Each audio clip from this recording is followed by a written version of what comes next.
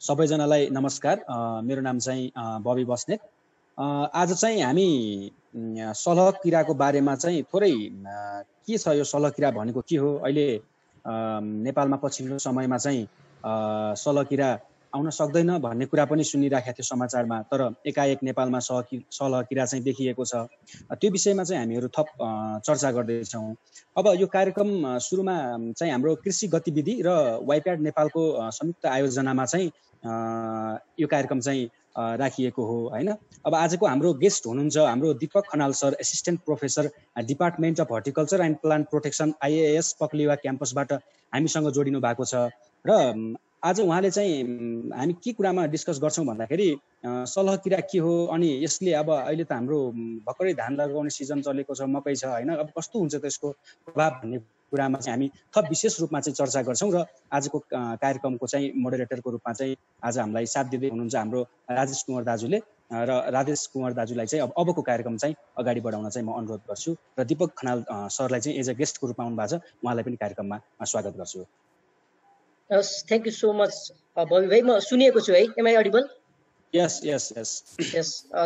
दीपक सरलाई नमस्ते। हामी चाहिँ कृषि गतिविधि पेजबाट निरन्तर कृषिसँग सम्बन्धित कार्यक्रमहरू गरिरहेका छौँ, र आज हामीसँग यो सलह किरा, यो हाम्रो नार्कले चाहिँ अलिकता सलह किरा भित्रने सम्भावना चाहिँ एकदम न्यून छ भन्दा भन्दै पनि हिजोदेखि नेपालका केही जिल्लाहरू, बारा, रूपन्देही र पछिल्लो समय चाहिँ पाल्पा हुँदै स्याङ्जासम्म पुगेको हामीले जुन खबरहरू पाएका छौँ, र त्यसलाई मध्यनजर गरेर हामीले चाहिँ यो कार्यक्रम आयोजना गरेका छौँ।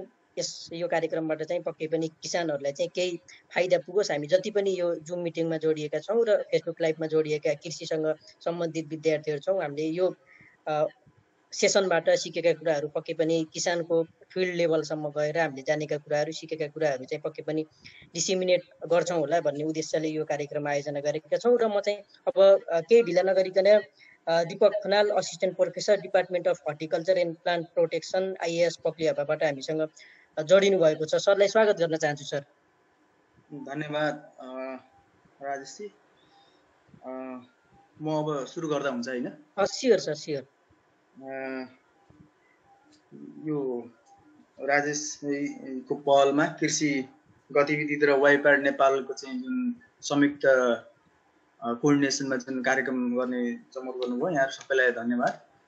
अब म यहाँहरूलाई के भन्न चाहन्छु भने, अब हाम्रो यो टाइटलै चाहिँ कृषि जुन लोकस्ट अनि चाहिँ कृषि क्षेत्र र चाहिँ अबको बाटो के गर्न सकिन्छ, के हो त भन्ने खालको कुराहरू छ। योभन्दा पहिला पनि हामीले बबीजीहरूसँग मिलेर एउटा कार्यक्रम पहिला पनि गरिसकेको हो। लोकस्ट के हो, यसको चुनौती के छ त, अब नेपालमा आउन सक्छ कि सक्दैन, के हो भनेर चाहिँ हामीले एक्ज्याक्ट ठ्याक्कै यो किराको बारेमा यो आउन सक्छ कि सक्दैन भनेर एक्ज्याक्टली कुराहरू गर्न सक्दैन। कन्डिसनहरू हामीले डिस्कस गरेका छौँ। यस्तो यस्तो सिचुएसन छ, यो सिचुएसन भयो भने आउन सक्छ, यो भयो भने आउन सक्छ। त्यो भएर एक्ज्याक्टली ठ्याक्कै आउँछ आउँदैन अनि कति गर्छ गर्दैन भन्ने एक्ज्याक्ट इस्टिमेसन गर्न गाह्रै हुन्छ। र मैले चाहिँ अब त्यही बेसिसमा, जस्तो इन्टरनेट बेस्ड जुन मेटेरियल कलेक्सन होइन, इन्फर्मेसन कलेक्सन गरेर चाहिँ सेयर गरेको थिएँ। अब अहिले चाहिँ अहिलेको प्रेजेन्ट कन्डिसनमा कस्तो भयो भने, म आफै पनि हिजो फिल्डमा पुगेँ होइन। जस्तो यो बुटोल पेरिफेरी रूपन्देहीमा व्यापक मात्रामै देखिरहेको थियो। अनि यो एउटा चाहिँ ग्रुप चाहिँ ल्यान्ड गरेर चाहिँ इनेक्टिभली चाहिँ बसिरहेको कन्डिसन थियो भने चाहिँ अर्को ग्रुप चाहिँ मुभ गरिरहेको थियो होइन। र यो चाहिँ मिडलतिर, यहाँबाट चाहिँ पाल्पा गुल्मीतिरको साइडमा चाहिँ गइरहेको थियो, डिरेक्सन लिइरहेको थियो। त्यो एरियाबाट पनि रिपोर्टेड भइरहेछ। र हामीले यहाँ हेरेकोमा चाहिँ ल्यान्ड गरेको फिल्डमा गयो भने चाहिँ उड्ने होइन, भाग्ने समाउन चाहिँ नसकिने नै रहेछ। तर चाहिँ एक्टिभली खाइरहेको चाहिँ थिएन होइन, इनेक्टिभ स्टेजमा बसिरहेको थियो। अब त्यसको कन्डिसन के हो एक्ज्याक्टली नोन हुन सकेन के हो भनेर होइन। तर चाहिँ हामीले एक्चुअली अब अहिले चाहिँ के भने आफूले लाइभ नै देखियो र यसको साइज कम्पेरेटिभली अलिकति हाम्रो नर्मल ग्रासपर भन्दा पनि फरक र आफूले डिस्टिङ हेर्नै हुँदो रहेछ, अलिक फरक हुँदो रहेछ। र थोरै मैले चाहिँ लोकस्टको बारेमा फर्स्ट सेसन लोकस्ट के हो, कस्तो खालको चाहिँ ठाउँमा ब्रिडिङ हुन्छ होइन, के चाहिँ यसको बारेमा जानकारी गराउँछु। त्यसपछि कृषि क्षेत्रमा होइन चुनौती र अबको बाटोको बारेमा हामीले 3टा सेक्सनमा छोटो डिस्कसन चाहिँ गर्दैछौँ। र मैले चाहिँ अब यो स्लाइड सेयर गर्छु, जुन स्लाइडमा चाहिँ केही कुराहरू योभन्दा पहिलाको जुन कार्यक्रममा पनि मैले प्रेजेन्ट गरेको इन्फर्मेसन छ र सँगसँगै अलिक टेक्निकल जुन स्टुडेन्ट र टेक्निकल चाहिँ इन्टोमोलोजीको इन्ट्रेस्ट राख्ने, एग्रिकल्चरमा इन्ट्रेस्ट राख्नेहरूलाई फार्मरको लेभलबाट भन्दा पनि अलिकति बुझ्नलाई चाहिने कुराहरू, कन्टेन्ट भएको कुराहरू पनि यसमा छ। यसको फ्युमरको साइज कस्तो हुन्छ, कसरी मुभ गर्छ भन्ने कुराहरू पनि यसमा छ। मैले सेयर गर्न गइरहेको छु।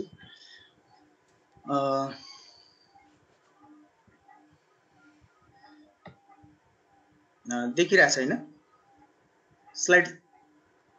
देखिएको छ सर, देखिएको छ सर।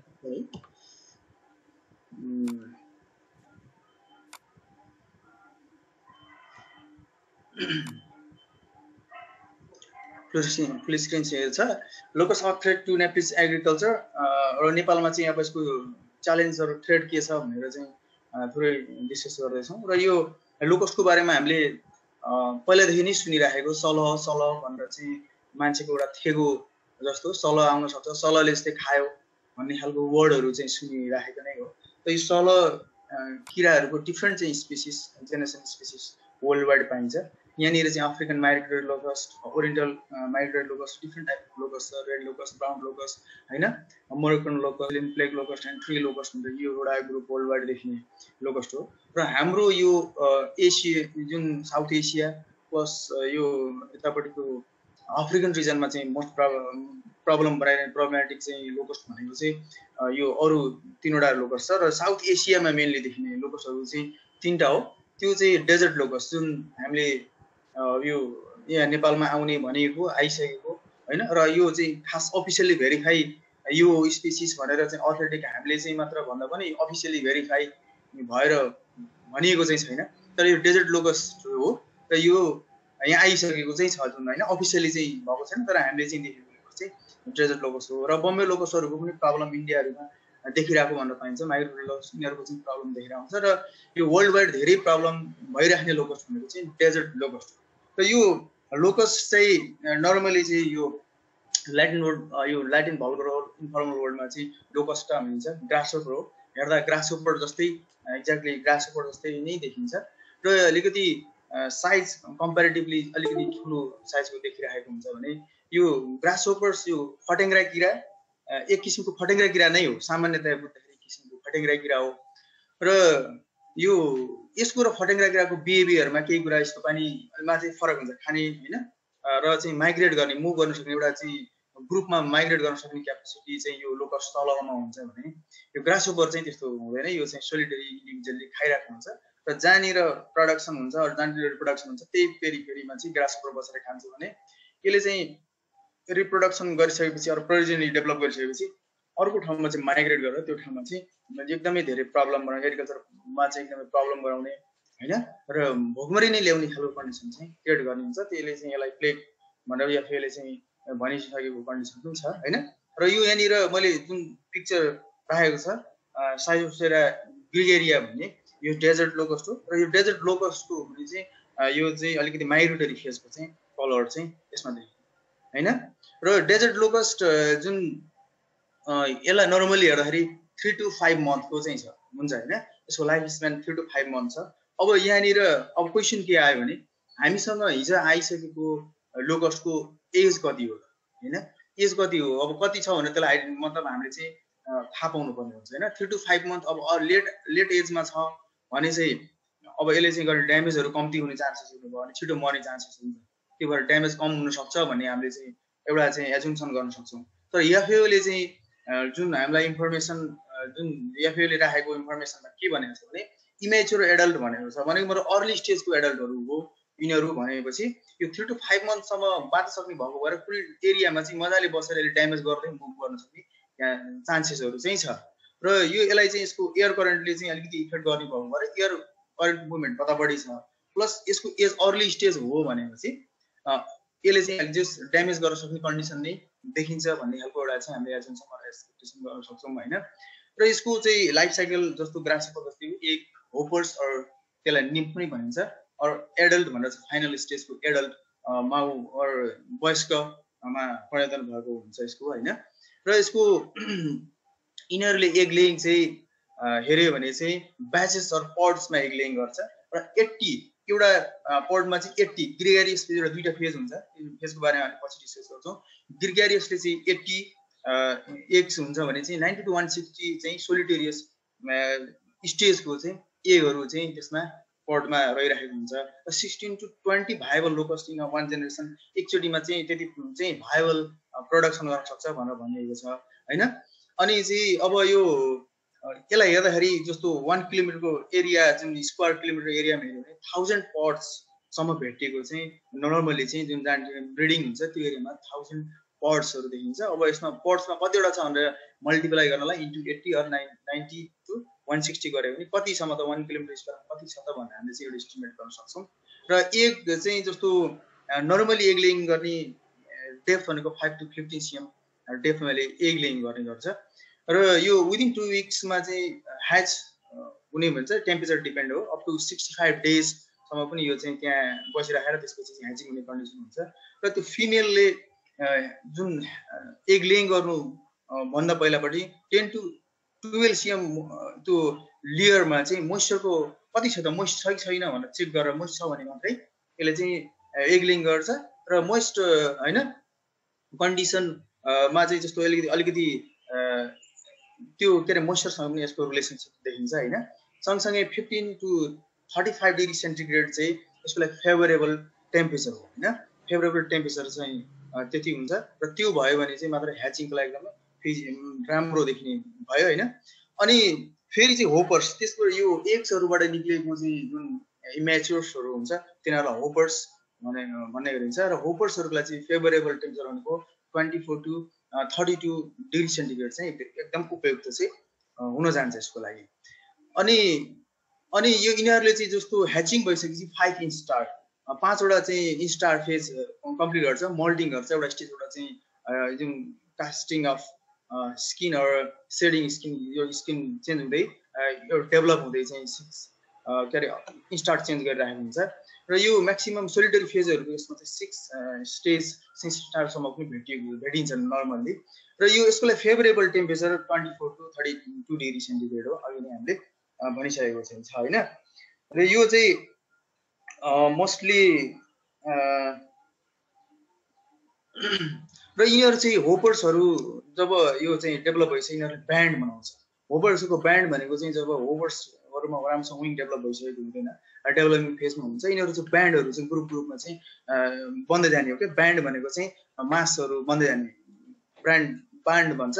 यो चाहिँ ग्रुपमा चाहिँ कलेक्सन जस्तो चाहिँ एउटा ग्रुप बन्दै जान्छ र यसको रेन्ज भनेको 200 to 1700 चाहिँ मिटर चाहिँ यिनीहरूको मुभ गर्न सक्ने चाहिँ क्यापेसिटी हुन्छ। र यिनीहरू चाहिँ ब्यान्डको चाहिँ यो स्वार्मको केसमा चाहिँ यिनीहरूको मुभमेन्ट डाउनविन्ड मुभमेन्ट हुन्छ, जतातिर हावा बगेको छ त्यो साइडमा मुभमेन्ट भएको हुन्छ भन्छ। तर यो ब्यान्डको मुभमेन्ट चाहिँ सधैँ चाहिँ त्यो साइडमा हावाको एरियातिर चाहिँ जाने चाहिँ देखिन्छ, तर सधैँ त्यही नै हुन्छ एक्ज्याक्टली सेम भन्ने चाहिँ पाइँदैन होइन। यो कहिले काहीँ डिफ्रेन्ट पनि हुनसक्छ। र एडल्टहरूको केसमा चाहिँ यिनीहरूको चाहिँ सफ्ट विङ डेभलप हुन्छ, नर्मल्ली एकदम सफ्ट टाइपको ट्रान्सपारेन्ट र बिचमा चाहिँ अलिकति ब्ल्याक स्पट्स देखिने चाहिँ टाइपको विङ्स हुन्छ। र यो डेभलप भइसकेपछि चाहिँ हार्डन हुन्छ, यो भएपछि चाहिँ अब आफू चाहिँ मुभ गर्नलाई रेडी हुन्छ। र यो 20 देखिन्छ। र स्वामहरू चाहिँ नर्मली चाहिँ डे टाइममा मुभ गर्ने होइन। स्वाम चाहिँ डे टाइममा चाहिँ मुभ फ्लाइट लिने र नाइट टाइममा चाहिँ यिनीहरू चाहिँ रेस्ट गर्ने चाहिँ गर्ने गर्छन् होइन। रातिमा चाहिँ एक्टिभली हिँड्दैन, यो मतलब मुभै गर्दैन। र यसको पनि कन्डिसन छ।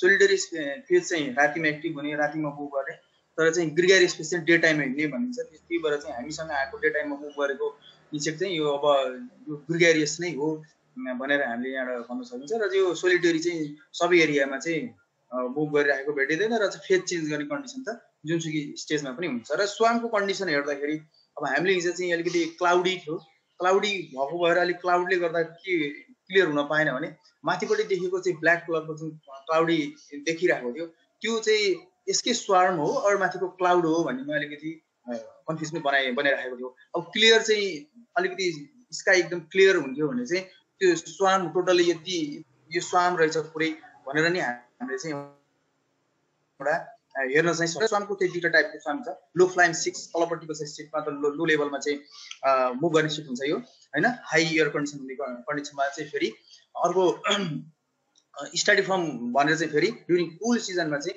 स्टडी फर्म भनेको माथिपट्टिको अलिकति माथिपट्टिको लेयरमा चाहिँ मुभ गरेर आउँछ र मेनली द आफ्टरनुन टाइममा चाहिँ मुभ गरेर आउँछ भेटिन्छ यो दुईटा टाइपको चाहिँ स्वाम देखिन्छ हैन एउटा चाहिँ तलपट्टिको लो फ्लाइङ सिट्स तलपट्टि चाहिँ हिँड्ने र एउटा चाहिँ हाईमा हिँड्ने एराउन्ड चाहिँ 1500 मिटर चाहिँ एबभ द ग्राउन्डसम्म पनि मुभ गरेको देखिन्छ अब यो चाहिँ हामी ग्राउन्डमा यो तलपट्टि बसेर चाहिँ 1500 को हाईमा चाहिँ माथिपट्टि क्लाउडले गर्दाखेरि त्यतिसम्मको चाहिँ क्लियरली अब्जर्भ गर्न चाहिँ सकिरहेको थिएन तर चाहिँ माथि मोस्टली चाहिँ हामी माथिको स्काई एकदमै धेरै के देखिरहेको थियौँ भने धेरै नै चाहिँ जो इन्सेक्टहरू चाहिँ उडिरहेको चाहिँ हामीले देखिरहेको थियौँ होइन र चाहिँ अब यो यिनीहरूको चाहिँ दुईटा स्टडी फर्म र क्युमिल फर्मको डिफ्रेन्ट एयर कन्डिसन हुँदाखेरि चाहिँ टेम्परेचरले चाहिँ डिपेन्ड गराउँछ कुन चाहिँ टाइपको फ्लाइट लिने भनेर चाहिँ डिफ्रेन्ट देखाउँछ र त्यो हिजो अब हामीले तलपट्टिको एरियामा पनि देखिरहेको थियौँ माथिपट्टिको पनि देखिरहेको थियौँ र कुन चाहिँ हो एक्ज्याक्टली भनेर हामीले थाहा पाउन सकेनौँ तर ल्यान्ड गरिराखेको पनि थियो र सँगसँगै उडिरहेको पनि थियो होइन र यिनीहरू चाहिँ up to 10 hours in a day move गर्न सक्ने क्यापेसिटी चाहिँ यिनीहरू स्वामको चाहिँ हुन्छ होइन 10 आवर्ससम्म चाहिँ मुभ गर्न सक्छ होइन र धेरै सेभरल डिस्टेन्स चाहिँ के गर्न सक्छ किलोमिटर अहिले ट्राभल गर्न चाहिँ डाउनविन्ड भयो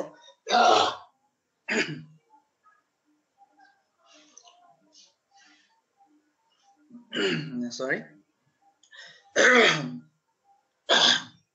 अप टु 130 किलोमिटर चाहिँ यसले डिस्टेन्स ट्राभल गर्न चाहिँ सक्छ र यो चाहिँ फेभरेबल भयो अब यसले विन्डको सपोर्ट पायो भने चाहिँ त्यतिसम्म जान सक्छ र फेभरेबल भएन भने चाहिँ 5 किलोमिटर चाहिँ ट्राभल चाहिँ इजिली गर्ने नै भयो होइन र यसको चाहिँ इभिडेन्सहरू हेऱ्यो भने चाहिँ रेड सी चाहिँ होइन सेभरल टाइम्स क्रस गरेर चाहिँ रेड सी क्रस गरेर चाहिँ अर्को यतापट्टिको एरिया र अर्को साइडमा पुगेर त्यहाँनिर ड्यामेज गरेको भेटिन्छ होइन वेस्ट अफ्रिका टु क्यारिबियन एरियामा पनि यो चाहिँ 5000 किलोमिटर क्रस गरेको भनेर चाहिँ यो रेकर्ड चाहिँ देखिरहेको छ जुन ब्रिडिङ गर्ने प्लेसेसहरू छ ब्रिडिङ गर्ने प्लेसहरू चाहिँ क्यारिबियन एरियामा चाहिँ यो भेटिएको छ भने मतलब त्यत्रो धेरै डिस्टेन्स यसले कभर गर्न सक्छ होइन र यो चाहिँ यो एब्सेन्स विन्ड भएन भने होइन नर्मल कन्डिसन छ भने 3 to 4 मिटर पर सेकेन्ड भनेको चाहिँ 15 to 20 भन्दा बिलो 20 भयो below 20 kilometre per hour move गर्न सक्ने क्यापेसिटी चाहिँ हुन्छ होइन र यो चाहिँ यो अलिकति इन्फर्मेसन डिफ्रेन्ट टाइपको इन्फर्मेसनहरू भेटिरहेको हुन्छ यसमा हेर्दाखेरि नर्मली चाहिँ 15 millions locusts to 150 millions per kilometre square insect यो लोकसहरूको फार्ममा चाहिँ भेटिन्छ भनेर पनि लेखेको एफएओले नै रिपोर्टमा भेट्न सकिन्छ सँगसँगै 20 to 80 millions locus per kilometre square भनेर पनि त्यही सेम इन्फर्मेसन चाहिँ यो एफएओले राखेको छ जस यो मिलियन्स इन्सेक्टहरू चाहिँ पर किलोमिटर स्क्वायरमा चाहिँ रहिरहेको हुन्छ त्यो भनेको चाहिँ करोड हो मिनिमम 20 भनेको नै 2 करोड हुन्छ होइन त्यो भनेको कति धेरै चाहिँ पपुलेसन भयो र त्यसले गर्न सक्ने ड्यामेज धेरै नै चाहिँ हुन सक्ने चान्सेसहरू भयो होइन र यो नर्मली लोकस्ट एन्ड वेदर कस्तो भयो भने लोकस्ट ले हामीलाई चाहिँ गर्न सक्छ अथवा कस्तो खालको ब्रिडिङ हुन्छ भन्ने कुराहरू अलिकति कुराहरू अगाडि पनि आएको छ 50 to 35 डिग्री सेन्टिग्रेड चाहिँ यसको लागि एग लेइङ ह्याचिङको लागि लेइङ भएर ह्याचिङको लागि फेभरेबल हो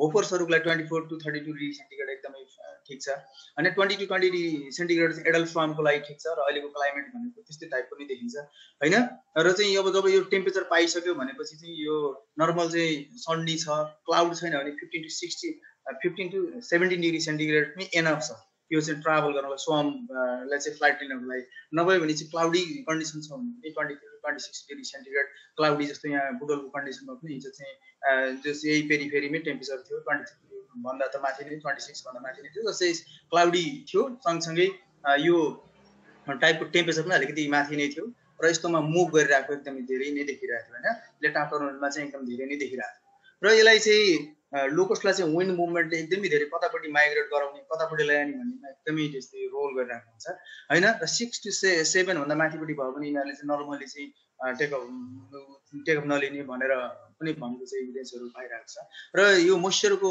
कुराहरू गर्दा रेनफलहरूमा चाहिँ मोइस्ट सोइल फर लेइङ जस्तो एग्सहरूको लागि लेइङको लागि चाहिँ मोइस्चर चाहिँ एकदमै रिक्वायरमेन्ट हुन्छ। त्यो भएन भने चाहिँ यसले लेइङ गर्दैन, चाहिँ मतलब लेइङ गर्दैन र ह्याचिङ पनि नहुने कन्डिसनहरू हुन्छ। हाई मोइस्चर भयो भने नि ह्याचिङ नहुने र चाहिँ ड्यामेजिङ फङ्गल डेभलपमेन्ट हुने भनेर भनिरहेको हुन्छ। र यिनीहरू चाहिँ अब जस्तो रेनी कन्डिसन भयो भने चाहिँ मात्रै चाहिँ अलिकति र भेजिटेसनको ग्रो हुँदै गयो भने म्याच्युरिटी डेभलप गर्दै जाने होइन। जस्तो एनएफ अमाउन्ट जुन मोइस्चर भयो भने रेनफल सिग्निफिकेन्ट अमाउन्टमा रेनफल भयो र भेजिटेसन ग्रो भयो भने चाहिँ यिनीहरूले आफ्नो म्याच्युरिटी डेभलप गर्दै जान्छ अनि चाहिँ यसले ड्यामेज मतलब त्यतिकै स्टार्टमा चाहिँ ड्यामेज गर्ने हो होइन।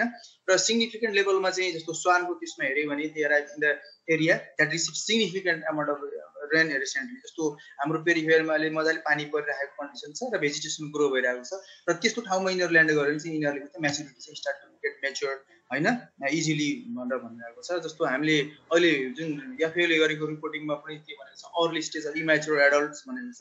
हामीले हिजो भेटेकोमा पनि जस्तो पिङ्क कलरको कति चाहिँ पिङ्क कलरको अलिकति थोरै अमाउन्ट जुन नम्बरमा चाहिँ पिङ्क कलर थियो, सँगसँगै ग्रे कलरको जुन मिडल फेजमा पुगिरहेको थियो भने र फाइनल स्टेजमा पुग्ने भनेको चाहिँ येल्लो कलर हो। येल्लोमा चाहिँ पुगिसकेको हामीले चाहिँ खासमा चाहिँ हिजो देखेन होइन। र यो चाहिँ 5 to 6 माउल्टिङ अघि पनि भइरहेको छ। सोलिटरी एन्ड ग्रिगारियस फेजमा चाहिँ डेभलप हुने कन्डिसनमा चाहिँ फरक चाहिँ माउल्टिङ हुन्छ। कास्टिङ अफ जुन स्किन हो त्यो भनेको होइन। र अब यो 30 to 40 डेजमा चाहिँ ओभर डेभलप हुने कन्डिसन हो भने म्याक्सिमम चाहिँ 3 weeks to 9 मन्थमा चाहिँ म्याच्योर भइहाल्ने भयो। अघि नै आइरहेको कुराहरू छ र टेम्परेचर डिपेन्डेन्ट हो। इन्भाइरोमेन्ट कन्डिसन एकदमै धेरै यसले चाहिँ इफेक्ट गर्ने चाहिँ गर्छ र एडल स्टेज नै चाहिँ ड्यामेजिङ गर्ने स्टेज धेरै चाहिँ जस्तो हाम्रो एरियामा चाहिँ माइग्रेटर भएर हामी स्टेजमा चाहिँ एडल स्टेज धेरै ड्यामेज गर्नु होइन। र चाहिँ अब यसको चाहिँ ड्यामेज हेऱ्यो भने चाहिँ 2.5 ग्राम अप टु म्याक्सिमम 2 पनि भनेको भेटिन्छ। 2-2.5 ग्राम पर डे होइन। एउटाले चाहिँ 2.5 ग्राम चाहिँ सम्म चाहिँ यसले खान सक्छ र यसको फुडको लागि एकदमै यिनीहरू चाहिँ एकदमै गुड फ्लायर मतलब इजिली फ्लाइ गर्न सक्ने क्यापेसिटी भएको हुन्छ, रोबस्ट हुन्छ, डिफेन्स गर्न सक्ने क्यापेसिटी पनि यिनीहरूसँग जस्तो कसैले चाहिँ क्याच गर्यो टच गर्यो भने पनि यिनीहरूले चाहिँ जम्प गर्न सक्ने भइहाल्यो होइन। सेल्डाटोरी टाइपको चाहिँ लेख्छ यो जम्प गर्न सक्छ र डिफेन्स स्पाइन्सहरूले पनि यसलाई चाहिँ अलिक डिफेन्स गर्दो रहेछ। हामीले इजिली चाहिँ क्याच गर्न समाउन सक्ने रहेछ। समय भने पनि यसले एकदमै चाहिँ प्रब्लम बनाउँदो रहेछ होइन। र यो चाहिँ सोलिटरी इन्डिभिजुअल्स मोस्टली हेर्दाखेरि चाहिँ जुन ब्रिडिङ प्लेसेसहरू छ, जुन एरियामा ब्रिडिङ हुन्छ त्यो पेरिफेरीमा नै चाहिँ यसको सोलिटरी फेसको इन्डिभिजुअलहरू त्यो पेरिफेरीमै बसिरहेको हुन्छ र त्यही नै त्यसले ब्रिडिङको लागि मेट गर्ने जुन आफ्नो फेभरेबल कन्डिसन सर्च गरिरहेको हुन्छ भने जुन ग्रिगारियस फेजमा गएको फेरि सोलिटरी फेजमा पनि कन्भर्ट हुने कन्डिसन हुन्छ। त्यो चाहिँ एउटा ठाउँबाट अर्को ठाउँमा माइग्रेट गर्यो र त्यो ठाउँमा त्यसले ब्रिडिङ प्लेसेसहरू पायो भने चाहिँ चेन्ज भएर चाहिँ ब्रिडिङको लागि चाहिँ रेडी हुने कन्डिसन पनि हुनसक्छ होइन। र यसको लाइफ साइकललाई हेऱ्यो भने चाहिँ जस्तो ब्यान्डहरू यहाँ देख्न सक्छौँ हामीले, ब्यान्डहरू चाहिँ जस्तो ट्राभलिङ टाइपको मुभ गरिरहेको छ ल्यान्डमा र मेच्योर भएपछि स्वार्म हुन्छ। स्वार्मले चाहिँ टेकअप गर्छ, मुभ गरेर एउटा ठाउँबाट अर्को ठाउँमा जाने हो र यो चाहिँ साइकल चाहिँ रोटेसनली भइरहेको हुन्छ। एउटा फेजबाट अर्कोसम्म जान सक्ने क्यापेसिटी पनि छ र चाहिँ एकदमै धेरै पपुलेसन बिल्डअप गर्न सक्ने क्यापेसिटी भएको भएर ड्यामेज एकदमै हाई हुन्छ र यो पनि सोर्स चाहिँ एफएलएन दिएको हो। र यो चाहिँ एउटा नेसनल जियोग्राफीको चाहिँ च्यानलले राखेको चाहिँ एउटा लाइफ साइकल डिफ्रेन्ट स्टेजमा कसरी चाहिँ लाइफ साइकल कम्प्लिट हुन्छ भन्ने एकदम क्लियर चाहिँ त्यो पिक्चर छ। ग्रिगारियस फेजमा कसरी चाहिँ एडल्टतिर जाँदै गर्छ र एउटाबाट अर्कोमा कसरी कन्भर्ट हुन्छ, मतलब एउटा फेजबाट अर्को ठाउँमा पनि चाहिँ एउटा ग्रिगारियस सोलिटरी हुनसक्छ, सोलिटरी ग्रिगारियस हुनसक्छ र मुभ हुँदै जाँदाखेरि फेज चेन्ज कन्डिसन फुडको एभाइलेबिलिटी टेम्परेचर हरेक कुराहरूले चाहिँ यसलाई चेन्जेस चाहिँ गरिरहेको हुन्छ होइन। र एफेक्टेड एरियाहरू हेऱ्यो भने चाहिँ नर्मली काम पिरियड त्यस्तो धेरै ड्यामेज गरिरहेको छैन। प्रब्लम चाहिँ जस्तो इस्युहरू त आइरहेको छ तर चाहिँ बाहिरतिर मेजर इस्यु नआउने कन्डिसन हुँदाखेरि चाहिँ 16 मिलियन स्क्वायर किलोमिटरको डेजर्ट एरियामा एराउन्ड 30 कन्ट्रिजहरूलाई चाहिँ यो चाहिँ सधैँ चाहिँ प्रब्लमकोमा आइरहेको हुन्छ। त्यहाँ लोकस्टलाई चाहिँ म्यानेजमेन्टको लागि उनीहरू चाहिँ अलरेडी रेडी भएर बसिरहेको चाहिँ हुन्छन् होइन। त्यहाँ चाहिँ प्रब्लम भइरहेको हुन्छ। जस्तो अब वेस्ट अफ्रिकन रिजनमा जुन यो कोभिड स्टार्ट हुनुभन्दा पहिला पनि कोभिडको स्टार्टिङ त्योभन्दा अगाडिको टाइममा चाहिँ लोकस्टले चाहिँ अफ्रिकामा एकदम भोकमरी ल्यायो, प्रब्लम बनायो भनेर हामीले न्युजहरू सुनिरहेको थियो। अहिले चाहिँ यो नेपालमा आइपुगेको छ र इन्डियामा पनि जस्तो इन्डियाको राजस्थान एरिया, पाकिस्तानको बालुचिस्तान एरियाहरूमा चाहिँ ब्रिडिङ प्लेसेसहरू छ जसले गर्दा त्यहाँबाट ब्रिडिङ भएको चाहिँ लोकस्टको चाहिँ डिफ्रेन्ट जेनेरेसनहरू चाहिँ फेरि त्यसको लोकालिटीमा चाहिँ मुभ गरेर हुन्छ र त्यो विन्डले कतापट्टि डिरेक्सन लिन्छ त्यो डिरेक्सन वाइज चाहिँ त्यसले कभरेजबाट हुन्छ र प्ले हुने चाहिँ प्रब्लम हुने टाइमहरू छ त्यो टाइममा चाहिँ 20% एक्स्ट्रा अर्थ मासलाई कभर गर्छ र यसले चाहिँ एक्सटेन्डिङ जब अप टु 60 कन्ट्रिजहरूमा चाहिँ थ्रेड दिइरहेको हुन्छ जस्तो अहिले नेपालमा पनि एउटा च्यालेन्ज आइसकेको छ च्यालेन्ज फिल गरिसकेको छ होइन र यो if heavy rain falls in successive season of breeding जस्तो भयो भने चाहिँ यिनीहरू चाहिँ अब माइग्रेसन होइन प्लेग डेभलपको लागि चाहिँ एकदम सपोर्टिभ इन्भाइरोमेन्टहरू हुने भयो र 25 mm टु कन्सिक्युटिभ मन्थमा चाहिँ 25 mm जुन रेनफल भएको छ भने पनि यसको लागि चाहिँ जुन फेभरेबल नै हो होइन यति चाहिन्छ भन्ने र यसको चाहिँ दुईवटा फेज हुन्छ होइन नर्मली चाहिँ हाम्रो इन्सेक्टहरूको चाहिँ लाइफ साइकलमा चाहिँ फेज डिफ्रेन्ट हुने कन्डिसनहरू चाहिँ हुँदैन यसको चाहिँ फेज डिफ्रेन्ट हुन्छ होइन सोलिटरी फेज भनेर भनेको हुन्छ र यसको कलर चाहिँ ग्रिन हुन्छ हामीले यहाँ भेटेको इन्सेक्टको कलर चाहिँ ग्रिन चाहिँ थिएन सो त्यो सोलिटेरियस होइन भन्न सक्छौँ सँगसँगै यो चाहिँ यसरी ग्रो मासमा पनि हिँड्दैन सोलिटेरियस होइन सोलिटेरियस चाहिँ अनि हेबिट भनेको इन्डिभिजुअली फिडिङ गर्ने इन्डिभिजुअली चाहिँ कथा खोज्ने खालको हेबिट हो सोलिटेरियस हेबिट भनेको चाहिँ र एउटाबाट अर्कोमा रिपेल गर्ने एउटा अर्कोको नजिक जान नखोज्ने त्यहाँ नआउने कन्डिसनहरू हुन्छ त्यस्तो कन्डिसन हुन्छ होइन स्लोली मुभ गर्ने क्रिपिङ गर्ने मतलब भुइँमा नै बढी हिँड्ने र डाइटलाई धेरै फोकस नगर्ने डाइट चाहिँ रेस्ट्रिक्टेड डाइटहरू खाइरहेको देखिन्छ and active they are mostly active in night रातिको टाइममा चाहिँ बढी एक्टिभ हुने चाहिँ पाइन्छ सोलिटरी फेजमा र ग्रिगारियस फेज भनेको चाहिँ यो बोथ कन्डिसन ग्रिगारियस हुन्छ ग्रिगारियस भनेको ग्रुपमा मासमा खाने भनेको होइन सोलिटरी भनेको इन्डिभिजुअली ग्रिगारियस भनेको इन मास होइन ग्रुपमा अब यसले चाहिँ फिडिङ पनि ग्रुपमा गरिरहेको हुन्छ अनि चाहिँ अब यो मुभमेन्ट पनि ग्रुपमा गरिरहेको हुन्छ होइन एन्ड अब जस्तो स्पेसिफिक जस्तो एउटासँग एट्र्याक्सन हुने भन्ने छैन एउटा अर्कोसँग चाहिँ एट्र्याक्सन हुन्छ नजिक हुँदै हुन्छ डाइट एकदम ब्रोड छ यिनीहरूको डाइटहरू हेर्दाखेरि ब्रोड जुनसुकै चाहिएको प्लान्टहरूलाई पनि यसले एट्याक गरिरहेको छ जस्तो सोलिटरी फेजले प्लान्टहरू सिलेक्टेड प्लान्टहरूलाई एट्याक गर्छ सबै टाइप खान भनिन्छ होइन तर चाहिँ एट्याक गर्छ कुनै एरियामा ल्यान्ड गरेर एक्टिभली खान थाल्यो भने अब हामी चाहिँ लोकस्ट ल्यान्ड गर्यो भने चाहिँ इमिडिएटली एक्सनमा आउँछ खाइहाल्नु गराउँछ भन्ने थियो हामीले नै हिजो देखेकोमा चाहिँ के देख्यो भने ल्यान्ड गरेको तर खाइकिन गयो तर चाहिँ अब खान थालेपछि प्रब्लम थाल्थ्यो होला होइन अब त्यसमा के छ अबको स्टाटस चाहिँ हामीले अपडेट हुनुपर्ने हुन्छ र यो यिनीहरूको चाहिँ mostly update active in day time mostly भन्दा पनि धेरै एक्टिभ इन चाहिँ डे टाइममा चाहिँ एक्टिभ हुन्छ र यिनीहरूको चाहिँ ट्रान्जिसन फेज भनेर भन्छ दुईवटा ट्रान्जिसन एउटा फेजबाट अर्कोमा ट्रान्जिसन हुन्छ होइन र त्यसलाई थर्ड फेज भनेर भनिन्छ एउटा चाहिँ फेज ट्रान्जिसन भन्छ सोलिटरी टु ग्रिगारियस फेज भयो भने फेसिस कङ्ग्रेनिसिस एन्ड चाहिँ ग्रिगारियस टु सोलिटरी फेज भने फेसिस ड्यासोजेनिस भन्ने चाहिँ छ र दिस अब यिनीहरूलाई चाहिँ सोलिटाइजेसन अर ग्रिगारिएसन भनेर भन्छ कुन चाहिँ फेजमा बन्दै गएको छ भनेको चाहिँ एउटा फेजबाट अर्कोमा चाहिँ यिनीहरू चाहिँ ट्रान्सफर भइरहेको हुन्छ मुभ गरिरहेको मतलब गइरहेको हुन्छ होइन र यो चाहिँ नर्मल्ली चाहिँ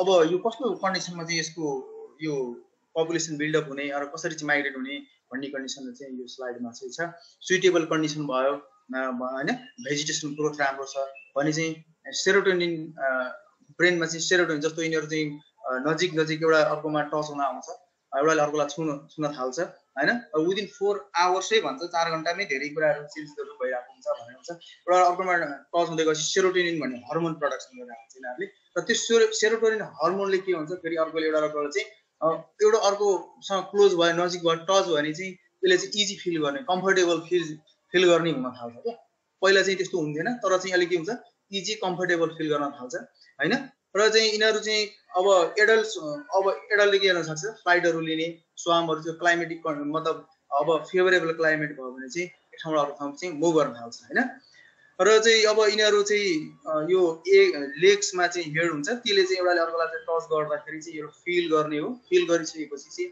सेरोटोनिन भन्ने हर्मोन चाहिँ प्रडक्सन गर्छ जुन हर्मोन नै केको लागि एनफ छ भने चाहिँ यिनीहरू चाहिँ एट्र्याक्सन हुनको लागि चाहिँ एनफ छ र कम्फर्टेबल फिल गर्छ र एक ठाउँबाट चाहिँ अरू ठाउँमा चाहिँ मुभ गर्न थाल्छ होइन अनि चाहिँ अब यो सेरोटोनिनले नै चाहिँ यिनीहरूलाई एकदम क्लोज ल्याउँछ भनेर भनिन्छ होइन र चाहिँ अब यो नर्मली चाहिँ मैले यसको चाहिँ पछाडिपट्टि यसको केमिकल फर्मुला कुनै हाइड्रोक्सी ट्राइफेमाइन भन्ने चाहिँ जुन छ 5 हाइड्रोक्सी जामामाइन भनेको सेरोटोनिन हो र सेरोटोनिनको प्रोडक्सन बडीमा बढ्दै गएपछि कम्फर्टेबल फिल हुने, कम्फर्टेबल फिल भएपछि चाहिँ स्वार्म लिने होइन।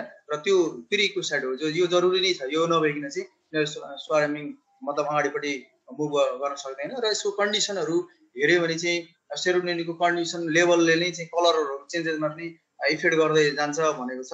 अर्ली डेजमा ग्रिन कलर हुन्छ, जब सेरोटोनिन प्रोडक्सन जान्छ त्यो grey pink colour and then grey अनि फाइनली चाहिँ येलो कलरमा कन्भर्ट हुने हो र चाहिँ अगाडि बढ्दै जान्छ भनेर भनेको छ। अनि चाहिँ initial brand of gregarious hoppers जस्तो अर्ली ब्रान्डहरूलाई चाहिँ आउटब्रेक्स भनेर भनिरहेको छ, आउटब्रेक भयो भनेर भनिरहेको हुन्छ। त्योभन्दा फर्दर चाहिँ फेरि चाहिँ ग्रुपहरू चाहिँ जोइन गर्दै गयो भने चाहिँ अपसर्ज हुने भनेर भनिरहेको हुन्छ। र चाहिँ यो अझै यो ग्रुप चाहिँ अपसर्ज हुँदै गयो मतलब चाहिँ ग्रुप फेरि मर्ज हुँदै गइरहेको भने चाहिँ प्लेग हुन्छ र यसले चाहिँ ठुलो साइजमा हुन्छ र जुन एरियामा यो पुग्छ त्यो एरियामा चाहिँ ड्यामेज चाहिँ एकदमै धेरै हाई गर्ने चाहिँ गर्छ। र यो चाहिँ यसले फिगर हामीले चाहिँ त्यो क्लियर फिगर छ, मैले यो टाइलरको उसबाट लिएको हो। र यसमा चाहिँ क्लियरली के देखाएको छ भने चाहिँ मैले कतिजनालाई यो स्लाइड्सहरू पनि सेयर गरिदिएको थिएँ, हेर्नुहोस् यसबाट आइडिया डेभलप हुन्छ भनेर चाहिँ। सोलिटरी जुन फेजमा थियो त्यो चाहिँ एउटा अर्कोमा क्लोज टच हुँदै जान्छ, फुट हेयरले चाहिँ एउटाले अर्कोलाई टच गर्दै गएपछि चाहिँ नर्भमा यसले फिल गर्छ, आफूले चाहिँ बडीमा फिल गर्छ र यिनीहरूले चाहिँ स्टिमुलेसन हर्मोन जस्तो सेरोटोनिन चाहिँ प्रोडक्सनलाई चाहिँ फेभरेबल हुन्छ। एउटाले अर्कोलाई यसरी टच गरेको, लेग्सहरूले नै टच गरेको र यसरी टच चाहिँ गरिरहेको हुन्छ अर्ली डेजमा, जसरी चाहिँ सेरोटोनिन प्रोडक्सन हुने चाहिँ अर्ली डेजहरू। र अनि चाहिँ ग्रिगेरियस निम्फहरू चाहिँ ब्रिडिङ होइन, अब यो चाहिँ अब ग्रुपमा चाहिँ निक्लिन थाल्यो होइन। अहिले धेरै चाहिँ आफूले चाहिँ डेभलप गर्दै गइसकेपछि मतलब अब कभरेज बढाउँछ क्या, जो सेरोटोनिन प्रोडक्सन भयो अनि मासमा चाहिँ आउन थाल्यो र कभरेज गर्दै गएपछि जुन ठाउँमा ल्यान्ड गर्छ त्यहाँको चाहिँ एकदमै धेरै ड्यामेज चाहिँ गर्न सक्छ। र चाहिँ यसले कम्पेरिटिभली हेऱ्यो भने चाहिँ सोलिटरी एन्ड ग्रिगेरियस फेजको डेभलपमेन्ट ब्रेन डेभलपमेन्ट डिफ्रेन्ट छ होइन। त्यस्तो हुन्छ, जस्तो सोलिटरी फेजमा भन्दा चाहिँ ग्रिगेरियस फेजमा अलिकति लार्ज टाइपको ब्रेन डेभलपमेन्ट पनि वेल डेभलप ब्रेन हुने चाहिँ हुँदो रहेछ भने चाहिँ यसको फ्युमरको साइज चाहिँ घट्दो रहेछ। जस्तो ग्रिगेरियस फेजमा सोलिटरी फेज र ग्रिगेरियस फेजको कम्पेरिजन गऱ्यो भने चाहिँ फ्युमरको साइज चाहिँ 18% चाहिँ अब एउटा फरक देखिन्छ।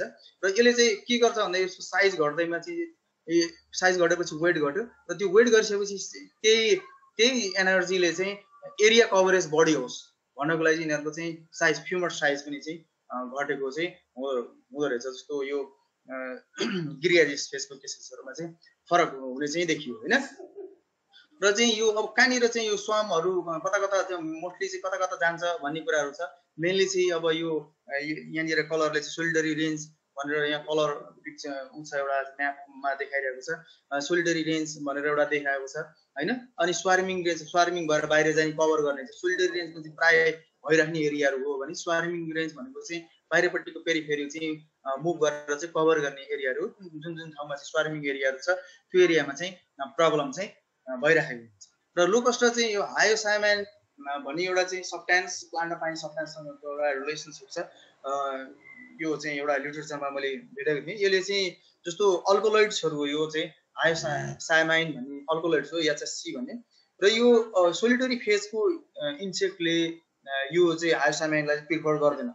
यो रिच भएको प्लान्टहरूलाई यिनीहरूले प्रिफर गर्दैन, जस्तो धतुरा प्लान्टहरू हुनसक्छ, अदर प्लान्ट्सहरू जुनमा चाहिँ यो हायोसायामाइन पाइन्छ, यो प्लान्टलाई यिनीहरूले प्रिफर गर्दैन। तर चाहिँ जब ग्रिगेरियस फेजमा पुग्छ यिनीहरूले यसलाई एकदम सर्च गरी खाइराख्छ भनेर भनिन्छ। र यसले चाहिँ खासमा किन खान्छ भने जस्तो यसको एडल्टहरू चाहिँ यसको प्रिडेटर्सहरूलाई चाहिँ अनप्यालेटेबल होस् भन्नको लागि जस्तो मतलब यिनीहरूले चाहिँ यो यस्तो हायोसायामाइन भएको प्लान्टहरू चाहिँ यसले खाइरहेको हुन्छ। यसको मिनिङ के छ भन्दा जस्तो यस्तो मुभ गर्दाखेरि यसले थ्रेड फिल गर्छ ठाउँ जाँदाखेरि, र त्यहाँनिर पनि चाहिँ आफूलाई प्रोटेक्ट गर्नलाई, आफ्नो प्रोजेनी डेभलप गर्नलाई, सेफ राख्नको लागि के गर्छ, आफूलाई चाहिँ एकदमै चाहिँ अनप्यालेटेबल गराउन खोज्छ। त्यसको लागि चाहिँ यसले चाहिँ अल्कोलोइड रिच प्लान्टहरू चाहिँ खान्छ। जस्तो मोस्टली चाहिँ अब यो चाहिँ यो नेपालमा पाउने चाहिँ प्लान्ट्सहरूमा पनि जुन अल्कोलोइड प्लान्टहरूलाई चाहिँ यसले धेरै एट्याक गर्दैन भनेर भनिन्छ। तर चाहिँ अब यो लोकस्टहरूले चाहिँ त्यस्तोलाई झन् धेरै के हुने भयो, रोजेर चाहिँ खोजी चाहिँ खाने चाहिँ कन्डिसन चाहिँ देखिन्छ होइन। अनि चाहिँ अब यो अलिकति हामी योभन्दा पहिला पनि डिस्कस गरेको कुराहरू थियो। यो चाइनिज न्युज पोर्टलले चाहिँ एउटा चाहिँ फोरकास्टिङ गरेको थियो। यो म्याप चाहिँ मैले सेयर पनि गरेको थिएँ र यसले चाहिँ 2018 to 2020 मा चाहिँ कुन चाहिँमा भनेर एक्ज्याक्टली राखेको छ। 2090 अनवर्ड 2020 को चाहिँ फेब्रुअरी अनवर्ड चाहिँ अगाडि देखिन्छ भनेर 2020 अनवर्ड चाहिँ देखिन्छ। यो यसले चाहिँ एउटा रुट देखाएको छ। रेड भनेको चाहिँ माइग्रेसन पाथ हो, त्यहाँ पुगिसकेको छ हैन। र चाहिँ प्रेडेटरी माइग्रेसन पाथ चाहिँ यो तिब्बत तिर जान्छ, यहाँबाट नेपाल हुँदै जान्छ भनेर जुन एउटा फोरकास्टिङ भएको थियो त्यो राखेको थियो। त्यो एक्ज्याक्टली ठ्याक्कै अलि म्याच हुन गयो जस्तो देखिरहेको छ। जस्तो नेपालको पनि त्यो तराईको रिजनबाट भित्रपट्टिबाट जस्तो यो यहाँ पिक्चरमै देखिन्छ रूपन्देही यो नारायणघाट पेरिफेरीको त्यो रेन्जबाट भित्रपट्टि हुँदै चाहिँ अब तिब्बतीयन चाहिँ रुट चाहिँ लिन्छ भनेर यिनीहरूले चाहिँ गरिराखेको छ। अब यसले चाहिँ अब फर्दर चाहिँ अब नेपालमा चाहिँ अब यो मिडलतिर चाहिँ देखिरहेको छ। अब यो कहाँनिर पुग्छ र कहाँ छ भनेर हामीले चाहिँ रेकर्डहरू चाहिँ गर्दै जानु पर्यो। जस्तो यहाँनिरबाट गएको चाहिँ पाल्पा गुल्मीमा पनि चाहिँ अहिले देखियो भनेर बिहान चाहिँ यहाँ भाइहरूले चाहिँ भनिरहेको थियो। गुल्मीमा पनि फोटोहरू पठाइरहेको थियो होइन। त्यहाँ देखिरहेछ भनेपछि अब त्योबाट बागलुङ मुस्ताङ हुँदै तिब्बतीयन रिजनमा चाहिँ अब फेभरेबल इन्भाइरोमेन्ट भयो, एयर करेन्ट त्यतैतिर मुभ गऱ्यो भने चाहिँ जान सक्ने भनेर चाहिँ यो अलिकति फोरकास्टिङ योसँग अलिकति म्याच हुने चाहिँ देखियो क्या। ठ्याक्कै अहिले चाहिँ जुन भनेको छ त्यो अनुसार नै अगाडि बढेको चाहिँ जस्तो देखिएको छ। अब विन्ड करेन्ट चाहिँ अब नेगेटिभ भयो होइन, इस्ट टु वेस्टतिर गयो भने चाहिँ फेरि त्यो त्यता एउटा त्यही डाइल्युट हुँदै जाने जस्तो। अब इन्डियातिर आएको पपुलेसनहरू यहाँ बुडोलमा पनि कति अहिले पनि स्टिल भेटिरहेछ, बाहिरपट्टि भेटिरहेछ होइन, रोडहरूमा भेटिरहेछ भनेर यो थिनिङ हुँदै गइरहेछ। जति डिस्टेन्स धेरै टाढा हुँदै गयो त्यो थिनिङ हुँदै जान्छ होइन। यो त लस भयो नि, बुडोलतिर खसेको त झऱ्यो होइन, स्वामबाट लस हुँदै गयो। अरू त्यो स्वामबाट छुट्टेको ग्रुप हो भन्ने छ यो ग्रुप होइन, यो होल स्वाम होइन, यो ग्रुप हो भन्ने छ। यो ग्रुपबाट सेपरेट हुँदै होला थिनिङ हुँदै जाँदो रहेछ र जति डिस्टेन्स टाढा हुँदै गयो त्यो पपुलेसन चाहिँ घट्दै जाने चाहिँ देखिन्छ। यो चाहिँ फोरकास्टिङ अलिकति म्याचिङ भएको जस्तो अरू फोरकास्टिङ राइट हुँदै गएको जस्तो लाग्यो मलाई होइन। र यो चाहिँ एफएओले चाहिँ अब यो दुईवटा लिमिट इन्भेस्टमेन्ट एरिया र चाहिँ रिसिभ एरिया भनेर एउटा रेन्जै बनाएको छ। यो चाहिँ जस्तो रेड लाइन रेड डट्सहरूले छुट्टाएको एरियामा चाहिँ इन्भेस्टमेन्ट एरिया हो। यो एरियामा चाहिँ ड्यामेज मतलब यसले चाहिँ एट्याक गर्न सक्छ र यसको चाहिँ प्रब्लम आउन सक्छ भन्नेमा चाहिँ नेपालको पनि तलपट्टिको रिजनहरू जुन वेस्ट नेपालमा चाहिँ अलिक कभरेज बढी छ, इस्टमा तलपट्टिसम्म छ। जस्तो तलपट्टि तराईको रिजन र मिडलको फर्स्ट रिजनसम्म चाहिँ यसले चाहिँ जुन इन्भेस्टमेन्ट एरिया भनेर छुट्याएको छ। यहाँनिर आउन सक्छ कुनै पनि बेला भन्ने खालको चाहिँ यो चाहिँ एउटा उनै हो। यिनीहरूको यो कभरेज यहाँसम्म सक्छ हुनसक्छ भनेर भनेको छ। यसले पनि नेपाललाई चाहिँ अब थ्रेट पहिलादेखि नै छ, आउँदैन भनेर हामी डाइरेक्ट बोल्न मिल्दैन थियो। किनभने यो इन्फर्मेसनले के भन्छ भने यो एरियामा जुनसुकै बेला पनि आउन सक्छ भनेपछि त अब हामी चाहिँ अलवेज रेडी हुनु पऱ्यो कि जुनसुकै बेला यो आउँछ यो आउँदैन भनेर भन्न सकिँदैन। यो कभर गरेको एरियामा आउन चाहिँ सक्ने सम्भावना सधैँ रहिराख्ने चाहिँ भयो होइन। तर चाहिँ टेम्परेचर यो वेदरले चाहिँ इफेक्ट गर्ने कुराहरू सँगसँगै छँदैछ। र यो चाहिँ अलिकति मेको इन्फर्मेसन हो। मेमा चाहिँ यो जुन राजस्थान एरिया इन्डियाको पाकिस्तान बलुचिस्तान एरियाहरूमा चाहिँ बढी देखिएको र पछि फेरि मे भन्दा पछाडिपट्टि मे अनवर्ड फेरि बिल्डिङको लागि ब्याक जान सक्छ भनिरहेको छ। र यो 1 मन्थ यो 15-20 दिनमा त लोकसको प्रब्लम अलिकति कम सुनिन थालेको थियो। खासै इन्फर्मेसन जुन पहिला त्यो एकदमै हट न्युजमा आइरहेको थियो भने चाहिँ अहिले चाहिँ के थियो अलिकति कम्ती नै सुनिदिए गएको थियो। एकाएक चाहिँ फेरि हिजो अस्तिदेखि चाहिँ फेरि न्युजहरू आइरहेको छ। इन्डियामा पनि जस्तो दिल्लीमा देखियो भनेको छ। अब दिल्ली चाहिँ नेपालबाट टाढा छैन, दिल्लीमा एकदम धेरै चाहिँ प्रब्लम मतलब पपुलेसन देखिएको छ भनेर भनेको छ। यो पनि मैले चाहिँ मेको लास्ट विकको लागि चाहिँ कुन चाहिँ एरियामा बढी छ, कता माइग्रेट गर्न सक्छ भन्ने खालको एउटा फोरकास्टिङ थियो, त्यो नै राखेको हो। र यसमा पनि यो चाहिँ कहाँनिर चाहिँ बढी स्वामहरू कहाँ छ, ल्यान्ड कहाँ छ भन्दा अलिकति पहिलाको डाटा छ मेको लास्ट मन्थको हो। मे अब जुनको पनि लास्टतिर आइपुगिसकेको छौँ हामी। र ब्रिडिङ एरियाहरू हेऱ्यो भने चाहिँ साउथ वेस्ट एसियाहरूमा चाहिँ राजस्थान बालुचिस्तान भनेको चाहिँ यो इन्डिया पाकिस्तानको बोर्डर एरिया पेरिफेरीमा पर्छ होइन। यो चाहिँ अरेबियन पेनिसुला भनेको अरेबियन जोनहरूमा पनि यो एकदम धेरै त्यहाँ त प्रब्लम नै भइराख्ने हो। इस्ट अफ्रिका केन्या इथियोपिया यहाँ त भोकमरी नै आइरहेको छ भनेर भन्छ। वेस्ट अफ्रिका केन्या सुडान यिनीहरूको कभरेज चाहिँ यहाँनिर चाहिँ प्रब्लम भइराख्ने हो। र स्वाम साइज अघि नै भनिसकेको छु 80 to 150 मिलियन्स पर किलोमिटर सक्छ। र चाहिँ यसको साइज होइन अब एक्ज्याक्टली एउटै हुन्छ भन्ने चाहिँ छैन। स्वाम साइज भनेको फरक हुँदै जान्छ र स्प्लिट भएर ग्रुपमा चाहिँ 2टा ग्रुपमा 3टा ग्रुपमा स्प्लिट हुँदै सेपरेट हुँदै चाहिँ जान सक्छ होइन। र नेपालमा हिस्ट्री हेऱ्यो भने चाहिँ अब अहिलेसम्म हामीले नेपालमा दुईवटा इभिडेन्स छ। योभन्दा पहिला भेटेको 1930 मा चाहिँ फर्स्ट इभिडेन्स हो र त्यो बेला स्वाम फुल स्वाम नै आएको थियो र यो चाहिँ रिमुभ यो चाहिँ फिल्डको ग्रिनरी नै रिमुभ गरिदिएको थियो, पुरै हराइदिएको थियो भनेर हामीले चाहिँ सुनेको थियो। त्यो अलिकति अब यो अलिकति पुरानो टाइपको भयो होइन। अलिकति बुढापाका पुराना मान्छेहरूलाई सोधेर कस्तो थियो कति थियो भनेका आधारमा चाहिँ अब हामीले यस्तो भयो भने यो हुन्छ, यो भने त्यो हुन्छ भन्ने हिसाबले चाहिँ यो क्यालकुलेसन गरेको हो। अर्को 62 मा चाहिँ ग्रुप आएको, स्प्लिटेड फ्रम स्वाम डाइरेक्ट नआएको तर चाहिँ स्प्लिट भएर आएको थियो भनेर भनेको छ। र यसको स्पेसिमेनहरू पनि काठमाडौँमा नार्कमा राखिएको छ त्यो बेलाको थियो। र चाहिँ यहाँबाट कहाँ लन्डन कहाँ पठाएर चाहिँ आइडेन्टिफाई गरेँ के भने अस्ति न्युज एउटा मैले हेरिरहेको थिएँ। र 2020 मा चाहिँ थर्ड टाइम अब अहिले हामीले थर्ड टाइम भन्न सक्छौँ। 26 मा चाहिँ 12 डिस्ट्रिक्टमा चाहिँ यो चाहिँ अब नेपाल गभर्मेन्टले चाहिँ अथेन्टिकेट डाटा देला होइन। कति गते कहाँ त्योभन्दा पहिला पनि थियो कि पछि पनि थियो कि के हो भन्ने आउला। नर्मली चाहिँ हामीले अब यो एनोनाइमस टाइपको नर्मल्ली हेर्दाखेरि 26 मा चाहिँ 12 जुनपट्टि देखियो भनेर भनेको थियो, रिपोर्टिङ हो। अनि 27 मा यस्टरडे मतलब हिजोतिर यहाँनिर पनि एकदम धेरै हामीले देख्यौँ भनेपछि यसको स्पेसिमेनहरू पनि हामीले हेऱ्यौँ। यो यहाँ देखिरहेको छ र नार्कको म्युजियमहरू पनि पुरानो स्पेसिमेनहरू छ। अब अहिलेको त धेरैले नै राखेको छ, हामीसँग पनि अब हुने नै भइहाल्यो होइन। र च्यालेन्ज टु नेप्लिज एग्रिकल्चरमा मैले पहिलाको इन्फर्मेसनहरू छ। अब यो यसमा अलिकति डिस्कस गर्ने भन्दा पनि जस्तो अहिले चाहिँ नर्मली चाहिँ यो नेपालमा चाहिँ के चाहिँ च्यालेन्जहरू हो त भनेर हेर्नुपर्ने कन्डिसनहरू देखिन्छ। जस्तो अहिले आजकै रेकर्ड न्युजहरूमा हेऱ्यो भने हिन्दुस्तान टाइम्स अफ इन्डियाले चाहिँ इन्फर्मेसन दिइरहेछ कि इन्डियाको दिल्लीको पेरिफेरीमा एकदमै धेरै पपुलेसन देखियो भनेर छ होइन। अनि सँगसँगै अब एफएओले पनि भनिसक्यो, एफएओले पनि चाहिँ एकदम धेरै चाहिँ यो इन्डियाको जुनमा देखिरहेछ भनेर छ। 2 हप्ता पहिला चाहिँ अब इरानको पेरिफेरीबाट सेकेन्ड जेनेरेसन बिल्डअप भइरहेको छ, अब त्यो माइग्रेट गर्नको लागि रेडी छ भनेको छ। भनेपछि कुनै पनि टाइममा चाहिँ च्यालेन्ज चाहिँ छँदैछ।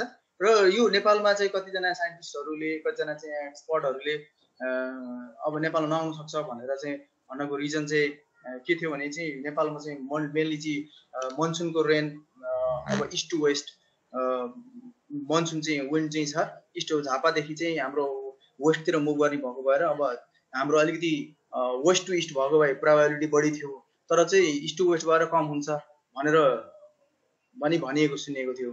तर चाहिँ बिचमा चाहिँ अब यो एकाएक चाहिँ के भयो भने अब साउथ टु नर्थ चाहिँ र चाहिँ वेस्ट टु यतापट्टि चाहिँ इस्टको हावा चाहिँ मुभमेन्ट एकाएक आइदियो।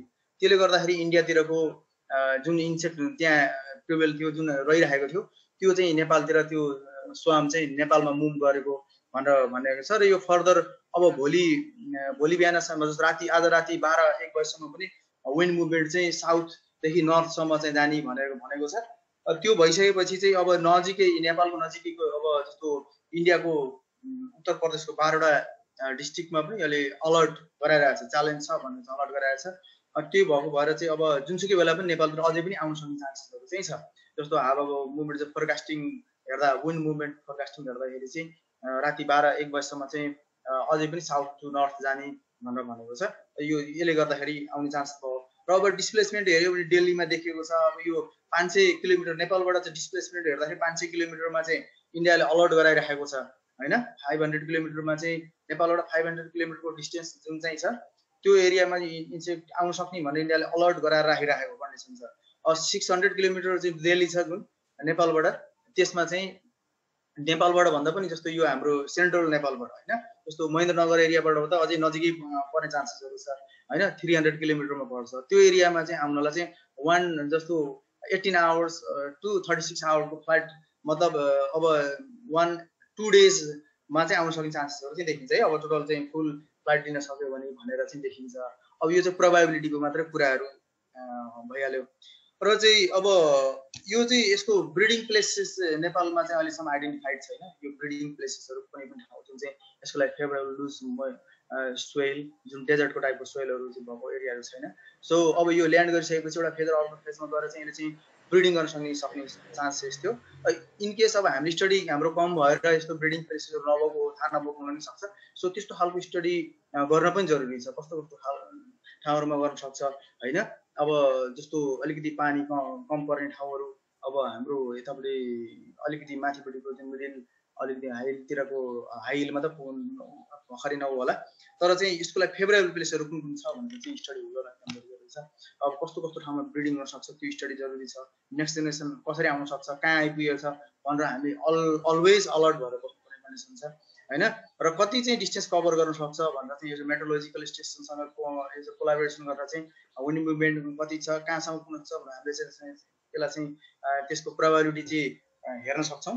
त्यसरी चाहिँ म्यानेजमेन्टको प्र्याक्टिसहरू फलो गर्नु पर्यो र अलवेज चाहिँ हामी रेडी भएर चाहिँ बस्नुपर्ने हुन्छ होइन।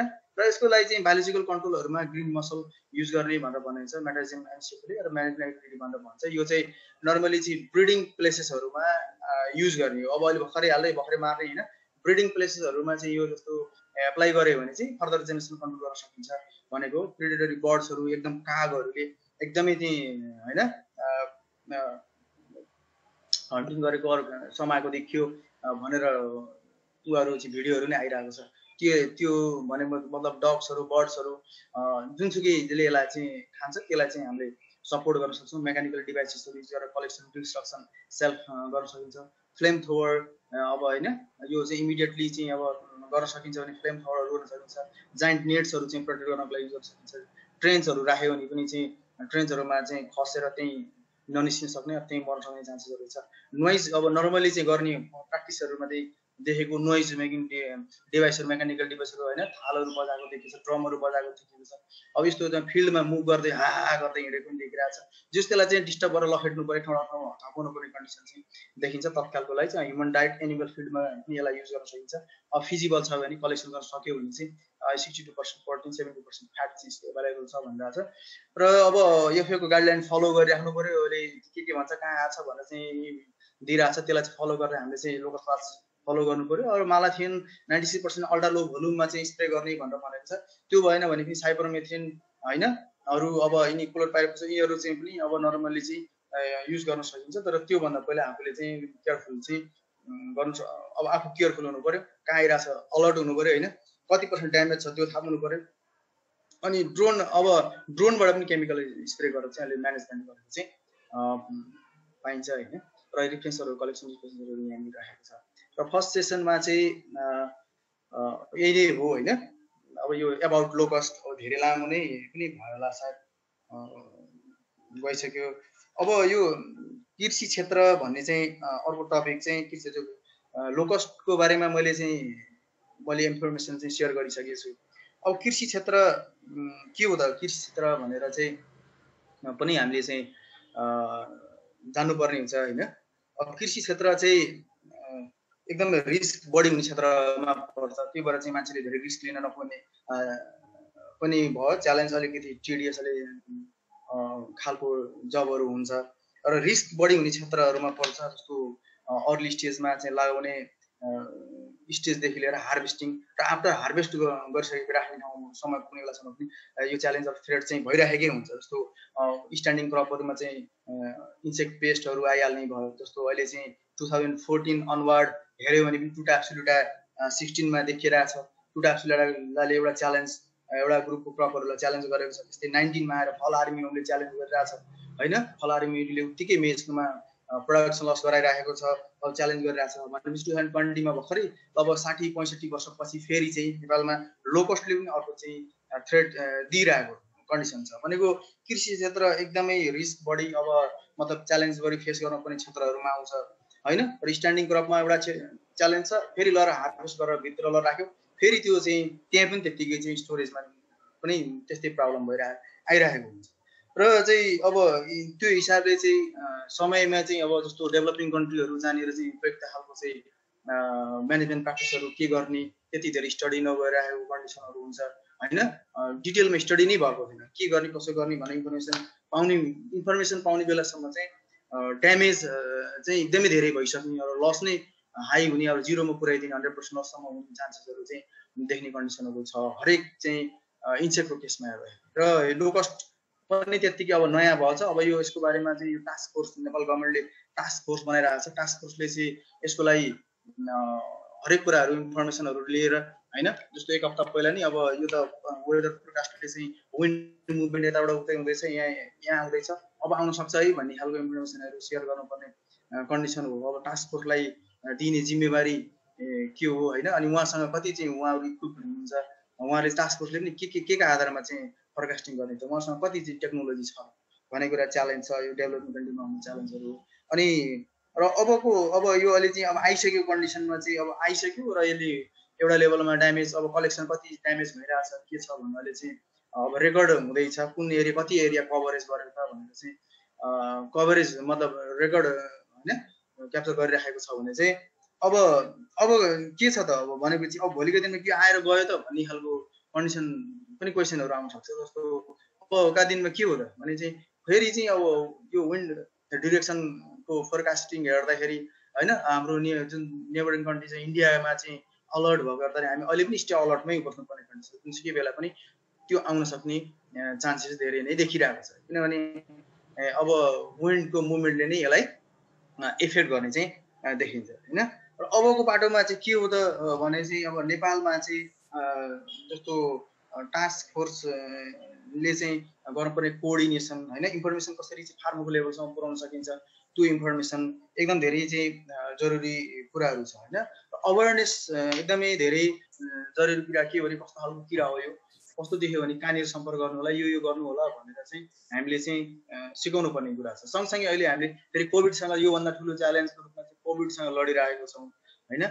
अब 2-3टा इस्युहरू एकचोटि आएको भएर चाहिँ अब कोलाबोरेटिभ जान नसक्ने कन्डिसन छ। सो यो च्यालेन्ज, यो थ्रेड चाहिँ अझै धेरै हाई हुँदै गएको छ कि अब यो दुईटा चाहिँ मिक्सअप भएर चाहिँ आइरहेको छ र यसलाई चाहिँ अवेरनेस गराउनु पर्ने कन्डिसन छ। हामी स्टे अलर्टमा अबको बाटोमा चाहिँ स्टे अलर्ट भएर बस्नुपर्ने कन्डिसन छ। र चाहिँ अब लोकल्ली हामीले गर्न सक्ने भनेको लोकल्ली एभाइलेबल डिभाइसेसहरू, लोकल्ली एभाइलेबल चाहिँ लोकल्ली एभाइलेबल जस्तो मेकानिकल डिभाइसेसहरू हुनसक्छ होइन। त्यस्तो कुराहरूले चाहिँ धपाउने हटाउने जसरी पनि आफ्नो क्रपलाई चाहिँ प्रोटेक्ट गर्न सक्ने कन्डिसनमा पुग्नु पऱ्यो चाहिँ अब अलि मिडिलतिर गइरहेछ। अब जस्तो मकवानपुरको जङ्गलको ठुलो एरियामा त्यहाँ आएर ल्यान्डिङ गरिरहेछ भनेर भनिरहेको छ, रिपोर्ट त्यही आइरहेछ होइन। मकवानपुरबाट माथिबाट काठमाडौँतिरको अब त्यो पेरिफेरीमा त्यो अलिक केही नम्बर त पुगिसकेको छ, अब मास स्केलमा त्यो जान पनि सक्छ। जस्तो यो बुटल भन्दा माथिपट्टिको फरेस्ट एरियामा पनि हामीले हिजो धेरै नै देखियो, अनि त्यो फेरि मुभ गर्न सक्छ, जुनसुकै ठाउँमा पनि ल्यान्ड गऱ्यो भने च्यालेन्ज छ। त्यही भएर चाहिँ अबको बाटोमा चाहिँ हामीले अब इन्फर्मेसन रेडियो टेलिभिजन लगायतको ठाउँबाट चाहिँ तत्काल इन्फर्मेसन दिनु पऱ्यो होइन। फिल्ड भिजिट तत्काल गर्नुपर्ने कन्डिसनहरू छ र चाहिँ अब कन्ट्रोल गर्न सक्ने कन्डिसन छ। अब भने चाहिँ स्प्रे गर्न पर्ने कन्डिसन हो भने पनि स्प्रेको लागि चाहिँ होइन रेडी भएर चाहिँ 24 आवर नै यो सपोर्ट फार्मरलाई सपोर्ट गर्ने प्रोग्राम लिएर चाहिँ आउनुपर्ने हुन्छ। र अहिले चाहिँ स्ट्यान्डिङ क्रपहरूमा मेजहरू, राइसहरू, अपल्यान्ड राइसहरू यो चाहिँ अलि मिडिलमा एकदम धेरै देखिएको छ र त्यो ठाउँमा ल्यान्ड गऱ्यो भने चाहिँ एकदम मिडिलको मेजर क्रप भनेकै मेज हो होइन। र यसले चाहिँ एकदम धेरै चाहिँ प्रब्लम बनाउन सक्ने चाहिँ चान्सेसहरू छ। यो अब यसले त केही गरेन, खाएको देखिएन भन्ने खालको पनि कति कुराहरू आइरहेछ र अर्को पनि आउन सक्ने चान्सेसहरू छ, जुनसुकै बेला पनि आउन सक्छ। हामी चाहिँ स्टे अलर्टमै बस्नुपर्ने चाहिँ कन्डिसन छ। थ्याङ्क यू है। ल मेरो प्रेजेन्टेसनको चाहिँ ओभरअल भयो। राजेशजी अनि क्वेरिज केही छ भने चाहिँ सुन्दै हुनुहुन्छ है? सुनिरहेछ, भन्नुहोस् त। Thank you so much sir तपाईँको प्रेजेन्टेसनको लागि। हामीसँग चाहिँ केही पार्टिसिपेन्टहरूले चाहिँ क्वेसन राख्नु भएको छ। सन्देश तिमल सिन्हाजीले चाहिँ क्वेसन राख्नु भएको छ। As we know locust are same family of grasshopper or we can say same hoppers in the form of swarm. Can you use same pesticide to control that swarms भन्नुभएको छ उहाँले चाहिँ।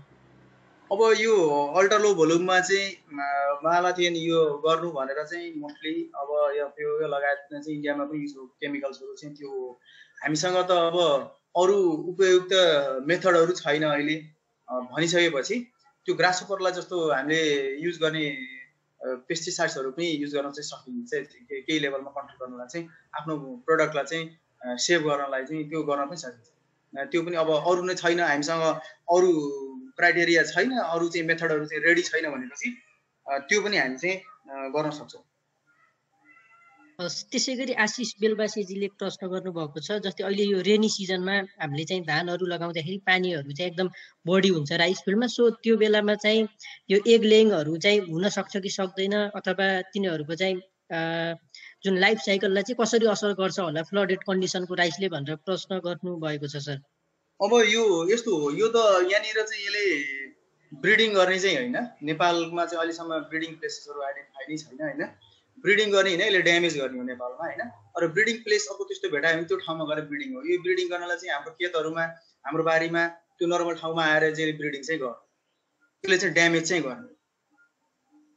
त्यसै गरी हामीलाई चाहिँ प्रतीक्षाजीले पनि तपाईँले भने जस्तै इन्फर्मेसन सेयर गर्नुभएको थियो, नेपालमा चाहिँ लाइफ साइकल चाहिँ अलिकति कम्प्लिकेटेड हुन्छ होला क्लाइमेटिक कन्डिसनले भनेर पनि सेयर गर्नुभएको छ, र देवीदत्तजीले पनि यसले चाहिँ अलिक नेपालमा चाहिँ अलिकति सबै बालीहरूमा चाहिँ क्षति गर्न सक्ने सम्भावना छ है भनेर सेयर गर्नुभएको छ। र कामनाजीले प्रश्न गर्नुभएको छ, ग्रुपको जस्तो लोकस चाहिँ एक्लै भेट्न सकिन्छ कि सकिँदैन भनेर प्रश्न गर्नुभएको छ सर कामनाजीले।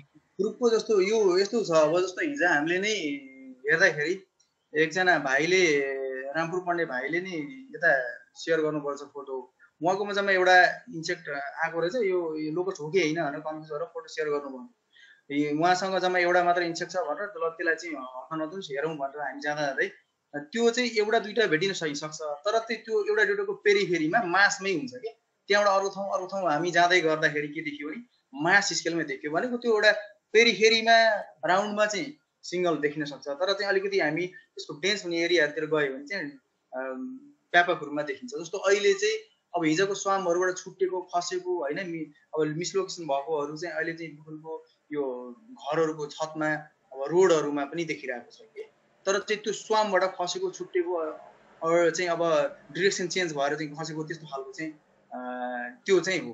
नर्मली चाहिँ लोकस जस्तो ब्रिडिङ प्लेसमा चाहिँ सोलिटेरी चाहिँ सिङ्गल देखिने हो, तर चाहिँ यो चाहिँ माइग्रेटरी भएर आएको चाहिँ मासमै देखिन्छ, मासमै देखिन्छ। Thank you sir. त्यसै गरी गौरव ठाकुरजीले प्रश्न सोध्नु भएको छ, डेजर्ट लोकस्ट बाहेक अरू लोकस्टहरू चाहिँ नेपालमा अरू स्पेसिसहरू छ कि छैन, र नेपालमा चाहिँ अरू स्पेसिसहरूको लोकस्टको चाहिँ आउटब्रेक हुने पोसिबिलिटी कति छ भनेर सोध्नु भएको छ सर। यो अब नेपालमा अब के छ भने अहिलेसम्मको चाहिँ एभिडेन्स चाहिँ देखिया छैन। अब इन्डियामा देखिने चाहिँ माइग्रेटरी लोकस्ट भन्ने चाहिँ छ, त्यो टाइपको स्पेसिसहरू इन्डियामा पनि बेला बेला प्रब्लम बनाउँछ, तर स्मल स्केलमा भनेको छ होइन। अब माइग्रेटरी लोकस्ट भन्ने के यो जुन चाहिँ मैले थर्डमा राखेको छ, अब एक्ज्याक्टली नेपालमा आउँदैन भनेर कुनै पनि कुराहरूलाई त्यसरी चाहिँ एकदम कङ्क्रिटली भन्न मिल्दैन, तर चाहिँ अब अहिलेसम्म देख्ने सम्भावना न्यून नै छ। अहिलेसम्म देखेको धेरै प्रब्लम वर्ल्ड वाइड हुने भनेको चाहिँ डेजर्ट लोकस्ट नै हो सर। त्यसै गरी मेरो चाहिँ केही प्रश्नहरू छ। भनौँ न, पहिला नार्कले चाहिँ नेपालमा यो लोकस्टहरू भित्रने सम्भावना चाहिँ न्यून छ भन्दा भन्दै चाहिँ भित्रिहाल्यो, यो अलिकति हावाको प्रभावले पनि असर पारेको होला, र नेपालमा चाहिँ कति समयसम्म रहन सक्छ? केही पाल्पाको साथीले यहाँ च्याट बक्समा कमेन्ट गर्नुभएको थियो, गुल्मीतिर फर्किसकेको लोकस चाहिँ फेरि पाल्पाको आकाशतिर चाहिँ देखिएको छ हिजोभन्दा चाहिँ अझ बढी मात्रामा। यस्तो अवस्थामा चाहिँ कति समयसम्म नेपालमा रहन सक्छ होला, केही अनुमान गर्न सक्ने अवस्था छ सर अहिले?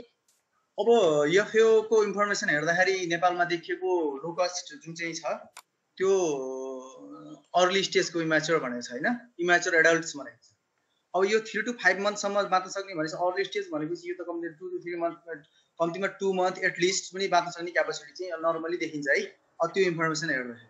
तर चाहिँ यसलाई चाहिँ के भइरहेको छ भने जुन चाहिँ एयर करेन्टले चाहिँ यताउता गराइरहेको छ। जस्तो हिजो साउथ टु नर्थ गयो, त्यो हावासँग उता गयो र फर्केर आयो भनेर उहाँले इन्फर्मेसन दिनुभएको छ भनेपछि फेरि नर्थ टु साउथतिर एयर करेन्टको मुभमेन्ट भयो होला, डाउन यतापट्टि आयो, सो त्यसले गर्दा चाहिँ मुभ गरेको। अब जुन ठाउँमा ल्यान्ड गरेको छ, ल्यान्ड गरेर फ्लाइट लिएको छैन, बसिरहेको छ भने त्यो पेरिफेरीमा चाहिँ यसले ड्यामेज गर्न चाहिँ सक्छ। अब नेचुरली चाहिँ प्रिडेटरहरूले मार्ने होइन, नेचुरल इनेमिज अरूहरूले मार्ने, क्लाइमेटहरूले चाहिँ मतलब अबार्टिक फ्याक्टर्सहरूले चाहिँ लस्ने चान्सेसहरू चाहिँ बिस्तारै यो थिनिङ हुँदै जाने हो, र चाहिँ फेरि ब्रिडिङको लागि ब्याक टु त्यही ठाउँ एरियामा जान सक्छ भनेर भनिन्छ होइन।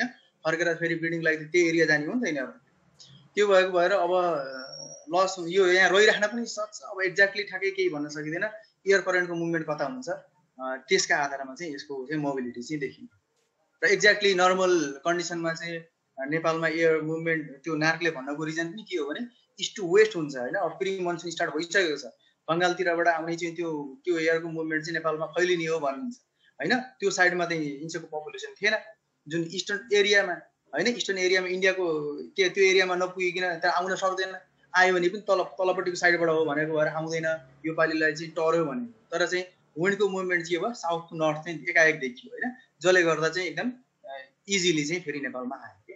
र यसले चाहिँ अब थ्रेड चाहिँ क्रिएट गरिराखेको छ। अब हामीले चाहिँ स्टिल अब के गर्नुपर्छ भने कतापट्टि मुभमेन्ट हुनसक्छ, फोरकास्टिङ के हो, नर्मलभन्दा डिफ्रेन्ट भयो, डेभिएट भयो क्या अहिले एयर करेन्ट, जसले गर्दा नेपालमा देखियो यो बेला।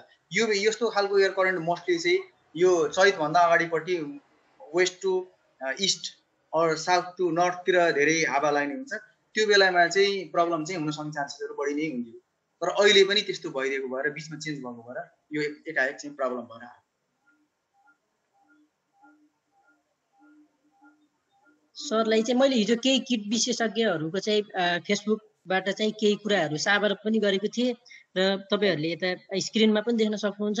र केही विशेषज्ञहरूसँगको केही कुराकानीमा चाहिँ मैले के पाएँ भन्दाखेरि जुन अहिले नेपालमा चाहिँ त्यति ठुलो मासमा चाहिँ स्वाम आएको छैन, र आयो भने चाहिँ यो हाम्रो अर्ग्यानिक जुन विधिहरूको कुरा गरेको थियौँ त्यो विधिहरू चाहिँ त्यति धेरै इफेक्टिभ देखिन्न कि हामी चाहिँ इनअर्ग्यानिक पेस्टिसाइडहरू जस्तै मालाथाइन, क्लोरोपाइरिफसहरू प्रयोग गर्न पर्छ कि भन्ने केही कुरा गर्नुभएको छ। र स्क्रिनमा चाहिँ तपाईँहरूले देख्न सक्नुहुन्छ हिराकाजी मानन्दर सरले चाहिँ अलिकति निमहरूको झोलले पनि हाम्रो सर्लाही र रौतहट बारा पर्सातिर पनि प्रयोग गरेको कुराहरू सेयर गर्नुभएको छ। सरको विचारमा चाहिँ स्वामले मासमै स्वाम आयो भने चाहिँ हाम्रो अर्ग्यानिक पेस्टिसाइडहरू अथवा अरू विधिहरू चाहिँ कतिको इफेक्टिभ हुन्छ होला सर? अब हामीसँग अरू अल्टरनेटिभ नभइसकेको कन्डिसनमा त हामीले त्यसलाई पनि युज गर्न सकिन्छ होइन। अब सकेसम्म त हामीले त्यो पहिलादेखि नै गर्ने हो। अब यो चाहिँ अब अरू विकल्पहरू चाहिँ छैन जस्तो छैन। अब यो निमहरूलाई अलिक कम हार्म गरेको भेटियो भनेर चाहिँ रिपोर्टहरूमा देखिन्छ, पहिलाको रिपोर्टमा। कुनैमा त पुरै जुनसुकै प्लान्ट पनि खायो भनेर पनि भेटिन्छ। यसको चाहिँ त्यस्तो छ कि कुनैले चाहिँ जुनसुकै प्लान्ट निमलाई पनि खान्छ खायो भनेर रिपोर्टहरूमा छ, कुनैमा चाहिँ निमलाई खाँदैन भनेर होइन। यदि निमलाई नखाएको रहेछ भने चाहिँ निम चाहिँ इफेक्टिभ देखिने हो, स्टिल चाहिँ उसमा आयो कि। अब निमलाई पनि खाँदो रहेछ भने त त्यसले काम नगराउनु सक्छ। तर चाहिँ हामीसँग अरू त नभएपछि हामीसँग एभाइलेबल भनेको निम प्लान्ट, अदर रिपेलेन्ट प्लान्ट्सहरू होइन, त्यस्तो खालको चाहिँ अब जुन हामीले चाहिँ झोलमलहरू बनाएर युज गर्छौँ त्यो खालको प्लान्टहरू चाहिँ यसलाई युज गर्न सक्छौँ। अब यो चाहिँ जस्तो अहिलेको हाइसाइनाइडको कुराहरू गर्दाखेरि, अल्कोलोइड्सहरूको कुराहरू गर्दा पनि यसले फेरि यो गिरगारिसले खोजी त्यस्तो जुनमा चाहिँ पोइजन प्लान्टहरू छ त्यो पनि खोजेर खाने भनेर चाहिँ रिपोर्ट भेटिँदाखेरि के हुन्छ तिनले पनि नरोक्न सक्छन् कि भन्ने खालको हो। अब हामीसँग एभाइलेबल अहिले चाहिँ इजिली एभाइलेबल भनेको तिनै प्लान्टहरूको त्यो हो, त्यसलाई पनि हामीले प्रयोग गर्न सक्छौँ। सँगसँगै अब यो बारीमा चाहिँ इनकेस ल्यान्ड गरेको छ भने वारीदेखि पारीसम्म डोरी बान्ने, डोरीलाई चाहिँ प्लान्टहरूमा छुवाएर हल्लाउँदै अगाडि बढाउने, दुईजनाले वारी पारी समाएर के त्यो मेथड पनि चाहिँ यसलाई म्यानुअल्ली हटाउनलाई चाहिँ इफेक्टिभ देखिन्छ है। त्यसै गरी प्रदेश नम्बर 5 ले चाहिँ 1 केजी सलह जम्मा गर्ने किसानहरूलाई चाहिँ प्रति केजी चाहिँ 20 रुपियाँको दरले चाहिँ उहाँहरूलाई चाहिँ पुरस्कार स्वरूप भनौँ न रकम दिने घोषणा गरेको छ। र यसको चाहिँ चौतर्फी रूपमा समर्थन पनि देखिएको छ र यसको चाहिँ विरोध पनि देखिएको छ। तपाईँहरूले स्क्रिनमा देख्न सक्नुहुन्छ। अनिल रेग्मीजी र धीरेन्द्रजीले चाहिँ यो एकदम थोरै हो, मैले उहाँहरूसँग पर्सनल्ली पनि कुरा गरेको थिएँ। उहाँहरूले चाहिँ एकदम थोरै हो, यो बेलामा चाहिँ असार महिनाको बेलामा चाहिँ किसानहरूलाई चाहिँ अरू कामबाट चाहिँ डाइभर्ट हुन सक्छन्, कमसेकम यसको चाहिँ मूल्य 50 भन्दा बढी हुन सक्छ भन्ने कुरा पनि गर्नुभएको थियो। र उहाँहरूले चाहिँ 100 रुपियाँ प्रति केजीको दरले म आफै पनि लिन सक्छु भन्ने खाले कुरा गर्नुभएको छ। सरको विचारमा चाहिँ प्रदेश सरकारले चाहिँ 20 रुपियाँ जुन घोषणा गरेको छ यो चाहिँ कतिको उचित छ, अथवा हामीले चाहिँ अलि छिटो हतार त गरेनौँ कि हामीले चाहिँ पहिला जानकारीहरू दिने कसरी चाहिँ नियन्त्रण गर्न सकिन्छ भन्ने कुराहरूलाई बढी फोकस गर्ने र पछि चाहिँ बल्ल यसरी प्रति केजी 20 रुपियाँ वा अथवा कुनै मूल्यहरू निर्धारण गरेको भए हुन्थ्यो। यसमा के छ सरको विचार? अब यसलाई चाहिँ के कसरी हेर्नु पर्यो भन्दाखेरि अब यो कति एरियामा छ, के छ समस्याहरू, त्यो पनि अध्ययनको विषय छँदैछ। 5 नम्बर प्रदेश लगायत नेपाल सरकार कृषि मन्त्रालयकै छ। अनि अब यो कस्तो छ भने यो पाकिस्तानमा पनि योभन्दा पहिला यो गरिएको रहेछ होइन। मैले चाहिँ यो पाकिस्तानमा कति डलर भनेर लेखेको थिएँ, तर चाहिँ अब यो एक्चुअली फिल्डमा गएर हिजो हामीले नै कति समाउन खोज्यौँ होइन, कुनै पनि डिभाइसहरू युज नगरिकन यसलाई समाउन नै नसकिने रहेछ होइन।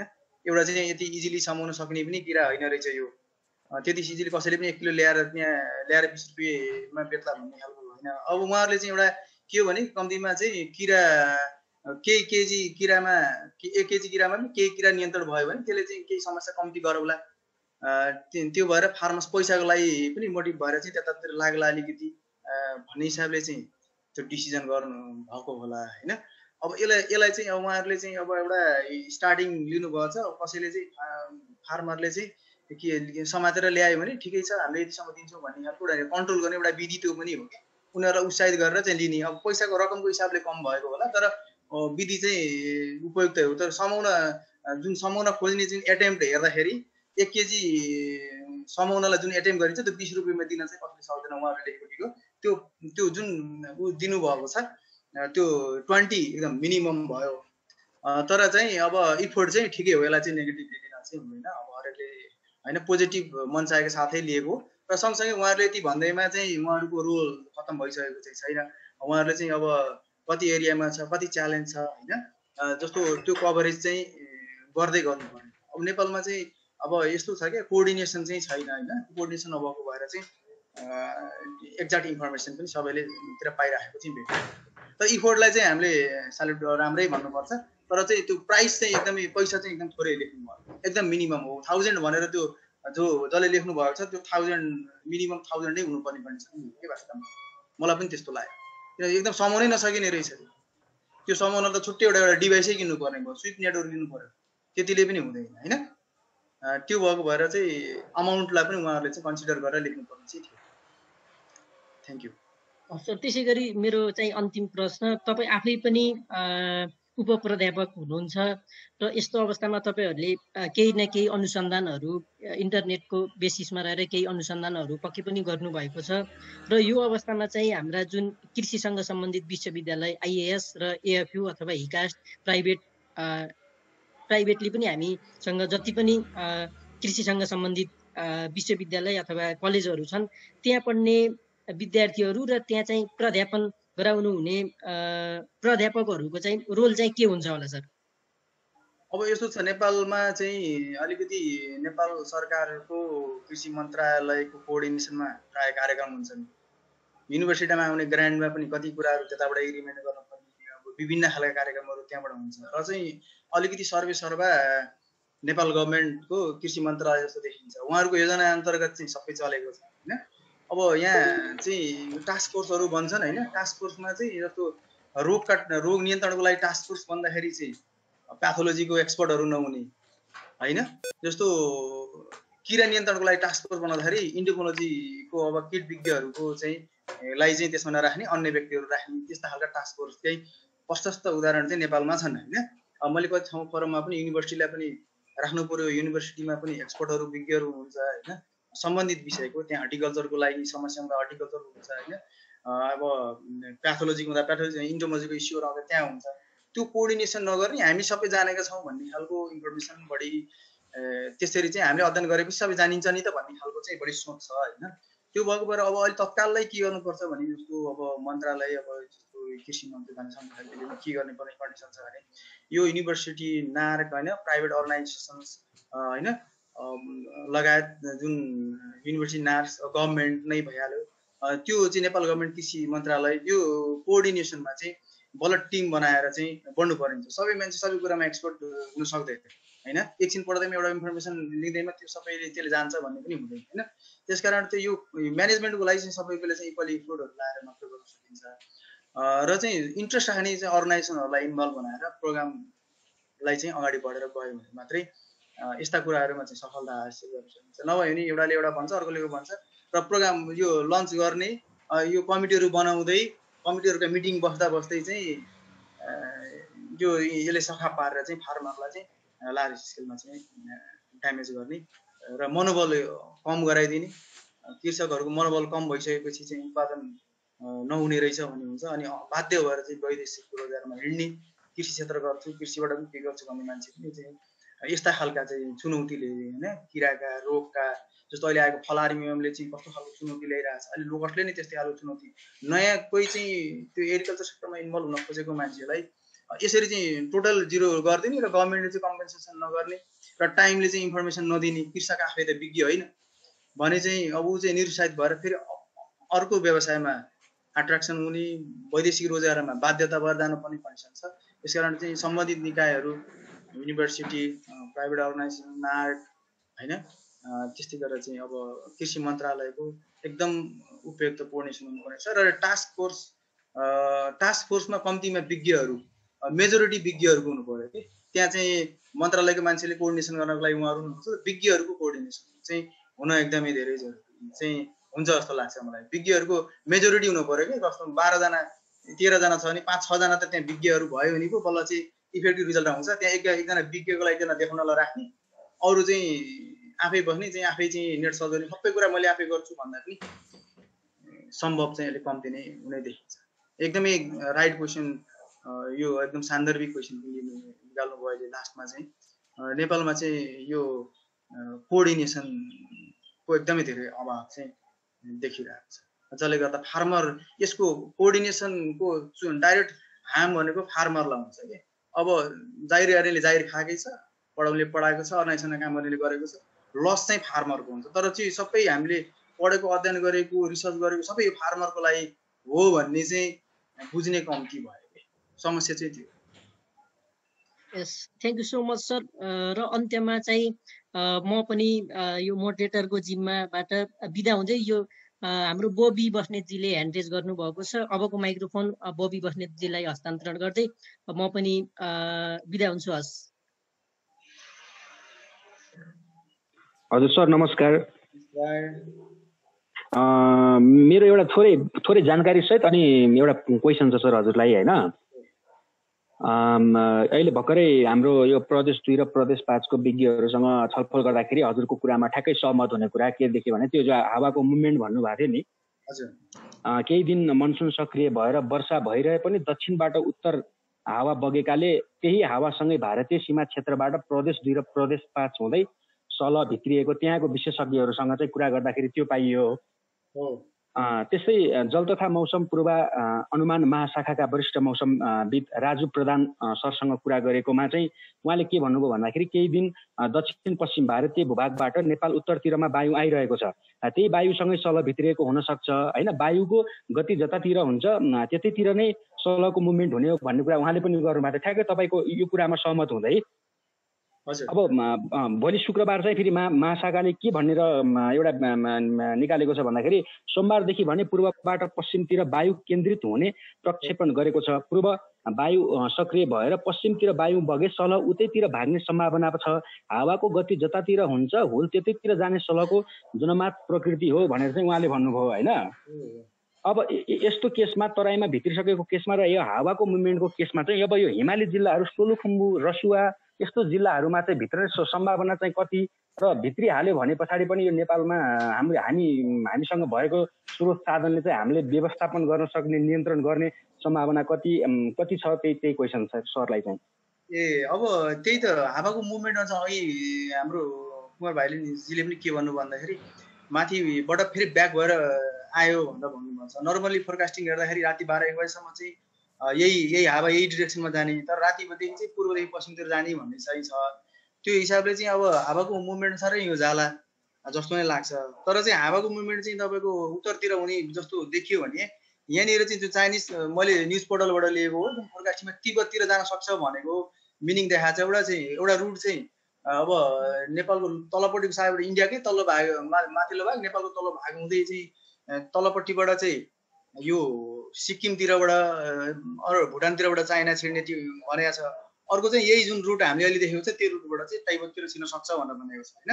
त्यसकारण अब यो करेन्ट चाहिँ अब यो त हामीले अनएक्सपेक्टेड हो नि त। यसरी चाहिँ एयर मुभमेन्ट पहिले मतलब धेरै समयपछि भयो, जस्तो इस्ट टु वेस्ट हुन्थ्यो भने चाहिँ यो मुभमेन्ट एकाएक चेन्ज भयो। यो यस्तो खालको चेन्जेसहरू जहिले पनि हुन सक्दो रहेछ, किनभने यो फोरकास्टिङ त 2-4 दिन अगाडि भएको भए त हिजो आउन सक्छ भनेर अस्ति नै पनि भन्न सकिन्थ्यो। त्यो दुईटाको कोअर्डिनेसन भएको छैन। त्यो मेट्रोलोजिकल स्टेसनको र चाहिँ यो लोकस फोरकास्टिङको उसको होइन टास्क फोर्सको।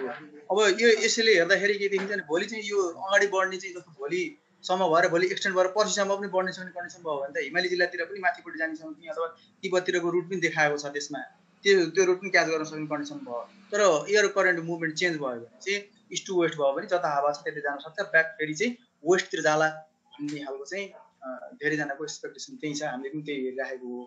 अब एक्ज्याक्टली यहाँ आउँछ आउँदैन भन्न मिल्दैन। एयर करेन्ट कता छ त्यो फोरकास्टिङ पनि अब चेन्जेस भइरहेको रहेछ क्या, फेरि एकाएक अगाडि अब केही समय पछाडि अगाडि भन्ने रहेछ, त्यो अनुसार चेन्ज हुन सक्छ।